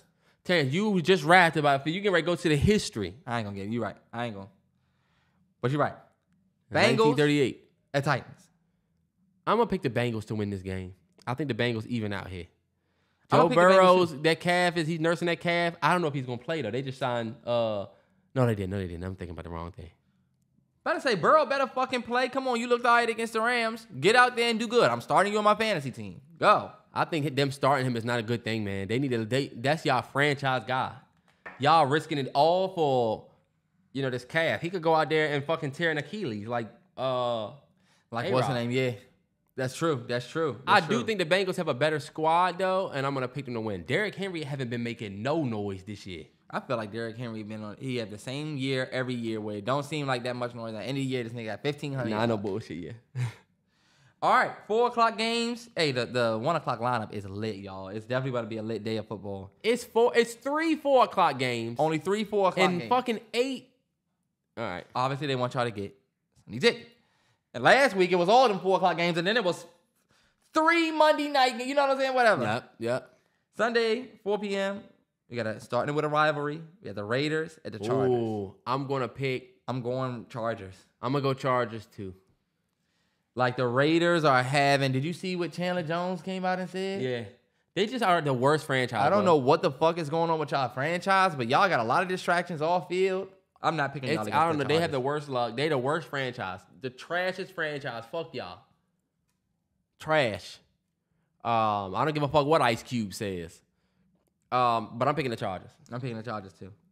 That Chandler Jones shit was crazy. If y'all don't know what he said it was like that Aaron Hernandez thing. You can never tell what's up with these niggas because of CTE. Yeah. I need to look into that. As soon as an NFL player starts acting crazy, you start thinking. Yeah. I don't know. I need to go back and look and see what he said. Bet. Patriots at Cowboys. At Cowboys, I'm gonna take the Patriots. I'm sorry, I'm gonna take the Cowboys at home. I think the Cowboys get a win at home. I'm taking the Cowboys too. I wouldn't be surprised if they lose, but I would be surprised if they lose. The same way I was surprised at the Cardinals. But I'm picking them to win. The Patriots have Ezekiel Elliott, who had 15 carries last game, 80 yards. He actually had a decent game. And this is him going back to Dallas.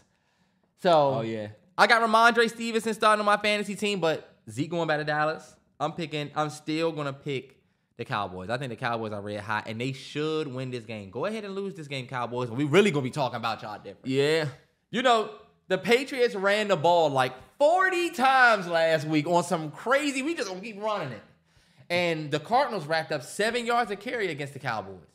So picking the Patriots, who have been running heavy, that's not a bad pick, but I'm still going to pick the Cowboys just because. Taking the under might not be bad. Yeah.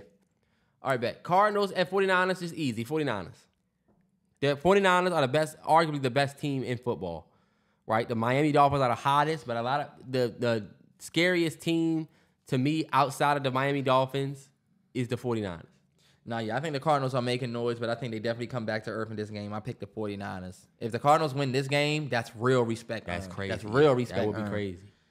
I would feel good. I actually want the Cardinals to win this game, even though I'm picking the Niners. I want the Cardinals to win because if the Cardinals can beat the Cowboys and Niners, we can say, hey, look, we just beat one of the league's best. We 2 of the league's best. Yeah. All right, bet. Chiefs. No, I mean my Commanders. We beat the Cardinals. Oh. You know? Yeah. Hell yeah. That'll give you a little bit more. Make me feel a little bit A better. little bit more in them losses. All right, Chiefs at Jets was supposed to be the Pat Mahomes versus Aaron Rodgers showdown. Yep, Sunday which is night. why it's prime time Sunday night. Things happened. They couldn't change the slot. They already made the deal with NBC. So we got Chiefs at Jets. I feel like the Chiefs are going to go out here and do what they do. Now, I don't think they're going to score 41 points again because the Jets defense is better than that, but I do think the Chiefs get a win. I was about to say, people forget the Jets still have a healthy, decent defense. Mm-hmm. I'm picking the Chiefs, though. And the Chiefs defense They got is the looking MVP. top 10. The Chiefs defense is looking like a top 10 defense.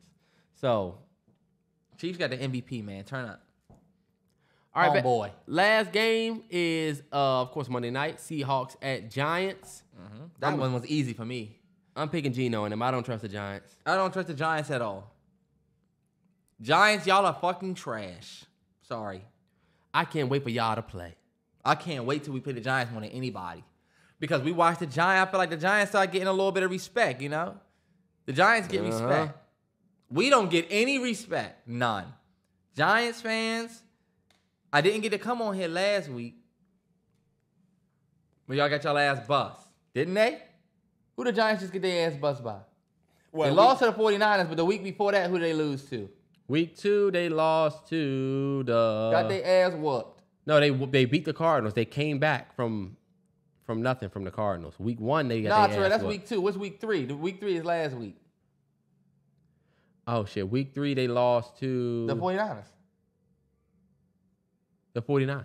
So they lost to the 49ers and they lost to the Cowboys and they beat the Cardinals, even though it was a shootout. Giants, we didn't talk about that Cardinals game. They won. All right, Giants. I'm not going to say nothing. I'm picking the Seahawks. This is going to be a cakewalk for my man Geno. Yeah, we'll see. Smith and Jigma. Let's see Get out something. there and cook. I can't wait till we play the Giants. The Seahawks, to me, are going to be at least a wild card team. Kenneth Walker III is easily one of my favorite players in the league, and he has a beautiful number on his chest. Bro, my Broncos have the toughest schedule. We got Bears, then Jets, then Chiefs, Packers, Chiefs, Bills, Vikings, Browns. We about to be we could potentially be 0-8. everything. We got a relatively tough schedule. Did you see Sean Payton? You see how they was giving Sean Payton smoke? What? Because Sean Payton was on some, what's the question? They was like, this the motherfucker that was holding everybody accountable for their bad coaching last year. You want to say, this motherfucker was the worst coach, but then when it's time for you to hold yourself accountable after you get blown out by 50, you want to rush reporters. Nah, yeah. But you know what, y'all? That is episode 169. Glad to be back. In a new spot. It may not even look like this next week. It might look a little bit. It might look a little bit different because we're still trying to figure out exactly the vibe. So let us know what y'all think, though. You know what I'm saying? But everybody be safe because let me tell y'all, COVID is 100% out here still. It tore us up this past week. yeah, and I know people are gonna be telling me congrats for the plates and stuff like that. So I appreciate y'all in advance. For sure. Yeah. A lot going on. You just manifested that for yourself? I just know it's gonna happen.